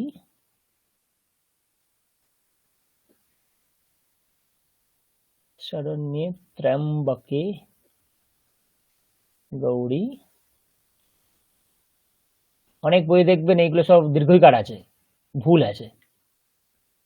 নারায়ণী নমস্তুতে এরকম আছে তো, এই চিহ্নটা বলতে চাইছেন তো কি, তাই তো? আমি স্যার এটাই জিজ্ঞেস করছি স্যার, ওই হয়ের মতো যে চিহ্নটা স্যার, এটা হ্যাঁ কি, তাই তো? সেখানে স্যার অয়ের উচ্চারণ করব না করব না স্যার? মানে বৈদিক মন্ত্র যখন স্যার চ্যান্টিং হয়, সুগম চে মে মানে ভয়ম চে মে, ওখানে স্যার এরকম চিহ্ন থাকে, ওখানে অভয়ম চে উচ্চারণ করা উচিত না ভয়ম চে? মানে স্যার আমাদের যে মন্ত্রপুষ্পম বই, ওখানে স্যার বুঝেছি, আমি এই বুঝেছি, জায়গাটা একটা বুঝেছি, ডাউট হয় স্যার। বুঝেছি, বুঝেছি, বুঝেছি। তার আগে দেখুন, এটা দেখুন, সর্বমঙ্গল মাঙ্গল্যা, এটা ছিল। তার সম্বোধনে হয়ে গেছে মাঙ্গল্যে। কি ছিল? শিবা। দেবী দুর্গার আরেক নাম হচ্ছে শিবা, তো শিবে। सर्वार्थ साधिका संबोधने साधिके। शरण्या संबोधने शरण्ये। त्र्यंबका त्र्यंबके। गौरी ছিল, গৌরী। তো নমস্তুতে এখানে অ্যাকচুয়ালি কি আছে দেখুন, নমঃ অস্তু। অনেক জায়গায় তেটাকে জুড়ে পাবেন, অনেক জায়গায় তেটাকে ছাড়া পাবেন। এই নমঃ একটাই নিয়ম হচ্ছে, এই যদি বিসর্গ থাকে, বিসর্গের পরে যদি আপনার সাক্ষাৎ অ থাকে, তাহলে এই বিসর্গটা উঠে যায়, উঠে গিয়ে কি হয়ে যায়? ওকার হয়ে যায়। বিসর্গ জায়গায় ওকার হয়ে যায়, তো বিসর্গ জায়গায় ওকার হয়ে গেল। আর এই যে অ ছিল, তখন এই অটাও লুপ্ত হয়ে যাবে, লুপ্ত হয়ে গিয়ে এরকম চিহ্ন চলে আসবে। তার মানে ধরুন কোনো একটা জিনিস লুপ্ত হয়ে গেল, মানে কি তার অস্তিত্ব ওখানে নেই আর, তার মানে আমরা জেনারেলি তার উচ্চারণ করব না। তো নমস্তুতে, নমস্তুতে, তো আমরা জেনারেলি কিন্তু তার উচ্চারণ করি না। এবারে কিছু কিছু প্রসঙ্গ আসে, সেখানে উচ্চারণ করলে না করলে আমরা বুঝতে পারবো না, তো আমাদের বোঝার সুবিধার্থে সেখানে আমরা আস্তু এরকম উচ্চারণটা করে থাকি। কিন্তু নিয়ম হচ্ছে, যেহেতু অকার লুপ্ত হয়ে গেছে, তো তার উচ্চারণও লুপ্ত হয়ে যাবে, তো আমরা সেই উচ্চারণ করব না সেখানে। তো নমস্তুতে এইরকমই উচ্চারণ বাঞ্ছনীয়। কিছু কিছু জায়গা আছে আমরা উচ্চারণ সুবিধার্থে সেখানে আস্তু শব্দ প্রয়োগ করে থাকি। ওকে, স্যার তবে স্যার উচ্চারণ করাটা না করাটাই ঠিক, তাই তো স্যার? না করাটাই ঠিক, যেহেতু অকার লুপ্ত হয়ে যাচ্ছে, তো লুপ্ত অ নেই মানে আর ওই উচ্চারণটা কেন করবো আমরা, এটাই। স্যার এবার আমি একটা জায়গা মানে বলছি স্যার, যেমন স্যার এখানে এক জায়গায় আছে স্যার, যে আহ, এটা হচ্ছে স্যার প্রার্থনা যেটা আছে, ওখানে হুম যেমন হুম আছে হুম স্যার উম মে ইয়ক্ষম চ মে, তারপর আছে স্যার এখানে স্যার একটা জায়গা পড়লে ঠিক বোঝা যাবে। হুম আহ,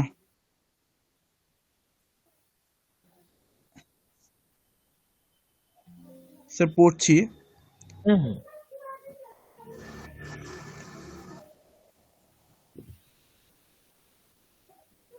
স্যার এখানে যেমন আছে স্যার ওম সামচামে মায়াশ্চামে প্রিয়মচামে, এবার আছে স্যার ওই হয়ের মতো চিহ্ন আছে এখানে হুম স্যার, হুম। নু নু মে নু কামাশ্চামে না অনু কামাশ্চামে, তারপর আবার স্যার আছে হ্যাঁ, দেখুন সৌমানাশ্চামে দেখুন দেখুন দেখুন ভদ্রাঞ্চামে। দেখুন দেখুন, হ্যাঁ দেখুন দেখুন, যদি আপনি ওই যেখানে লুপ্ত অ আছে, যদি তার আগে পর্যন্ত পড়ে স্টপ করে দেন, তাহলে আপনাকে অ উচ্চারণ করতে হবে। কিন্তু আপনি যদি টেনে পড়তে চান, তাহলে কিন্তু আপনাকে অ উচ্চারণ করাটাই না করাটাই বাঞ্ছনীয়। যেমন কি আছে? অনুক, তার আগে কি আছে বলুন? নুক। ঠিক অয়ের আগের হয়তো উচ্চারণটা বলুন আমাকে। মে আছে স্যার মে, প্রিয়মচা মে, মে, তারপরে স্যার ওই প্রিয়াম হয়ের চলে, মতো চিহ্ন যেটা মানে আচ্ছা, তারপরে কি আছে? নুক, অলুপ্ত আলুক। তো আমি ওটাই স্যার। বলছি, দেখুন, যদি যদি আপনি ওই চিহ্নটার সামনে গিয়ে থেমে যান, যেমন চামে বলে আপনি থেমে গেলেন, তারপরে যখন শুরু করতে চাইবেন তখন কিন্তু অ বলতে হবে, কারণ আপনি তো থেমে গেলেন, তাই না? তাই জন্য তারপরে যে অ, সেই অটা ওখানে আছে এটা ভাবতে হবে। কিন্তু আপনি যদি টানা পড়তে যান, চামে নুক চামে, চামে নুক চামে, তখন কিন্তু আপনি টানা পড়ে যেতে পারেন, অটা না উচ্চারণ করেই বেরিয়ে যেতে পারেন। কিন্তু যদি আপনি ঠিক অয়ের আগে থেমে যান, তাহলে শুরু করবেন কি দিয়ে? তাই জন্য আপনাকে অ তখন উচ্চারণ করতে হবে, নাহলে আপনি মেলাতে পারবেন না। এটাই হ্যাঁ হচ্ছে স্যার, প্রসেস, বুঝতে পারলাম স্যার, বুঝতে ঠিক পারলেন? আছে। হ্যাঁ স্যার। এটাই প্রসেস। তো আপনি টেনে পড়ে বেরিয়ে যান, অ উচ্চারণ করার কোনো প্রয়োজনই নেই। কিন্তু আপনি ঠিক থামছেন, তারপর আপনি কি দিয়ে শুরু করবেন? তো অ দিয়ে শুরু করতে হবে আপনাকে, এই জন্যে। ওকে, হ্যাঁ স্যার। হ্যাঁ হ্যাঁ। তো মোটামুটি আজকে এত দূরই আমাদের থাকলো। আর একটা ক্লাস হয়তো খুব সম্ভবত আমরা পাবো পরীক্ষার আগে, পরীক্ষার হয়তো বলে দেবে খুব সম্ভবত তাড়াতাড়ি। 13 তারিখ আমাদের একটা ক্লাস আমরা পাবো, হয়তো আমার পরীক্ষা 15 বা 14 তারিখ নাগাদ হবে, জানিয়ে দেওয়া হবে 5-6 দিন আগে। তো সেই দিন আমরা কিছু পরীক্ষা সাজেশনস বা বিগত বছরের কিরকম প্রশ্ন আমি করতাম, বা আরো দুটো টপিক বাকি আছে, আপনাদের দৈনন্দিন জীবন আমরা কিভাবে লিখতে পারি আমাদের, আর আমার পরিচয় আমি সংস্কৃতি কি করে লিখবো। তো এই দুটো টপিক বাকি আছে আমার। আর কিছু ডিসকাস করে দেবো ওই দিন, যে পরীক্ষার ব্যাপারে, পরীক্ষা আমি কিভাবে নেব, কোন পদ্ধতিতে নেব, কি কি পড়তে হবে, কি কি কোশ্চেন আসে। তো এইভাবে করলে আমাদের মোটামুটি শেষ হবে। স্যার পরীক্ষা কি একদিনেই হবে, মানে একদিন নেবেন 15 তারিখ আমার যেটা পরীক্ষা আমার দিনে হবে, উত্তম স্যারের পরীক্ষা উত্তম স্যারের কোনো একটা ডেট দেবে, বুদ্ধ বাবু তার একটা ডেট দেবেন, তো 3 দিনে 3টে পরীক্ষা হবে। এবারে উত্তম স্যার হয়তো গুগল ফর্মে পরীক্ষা নেই, জানিয়ে দেবে, হয়তো বুদ্ধবাবু ওরালও পরীক্ষা নেই, হয়তো জানিয়ে দেবে। আমার পরীক্ষা অনলি রিটেন, কোনো ওরাল বা গুগল ফর্ম না, লিখে। পরীক্ষার বিশদ সংক্রান্ত বিশদ আলোচনা আমি নেক্সট দিন করব ক্লাসে। ওকে, ঠিক আছে, তাহলে শেষ করি এখানে। ওম শান্তি শান্তি শান্তি হরি ওম তৎসৎ। শ্রীরামকৃষ্ণার্পণমস্তু। শুভরাত্রি, সকলে ভালো থাকুন।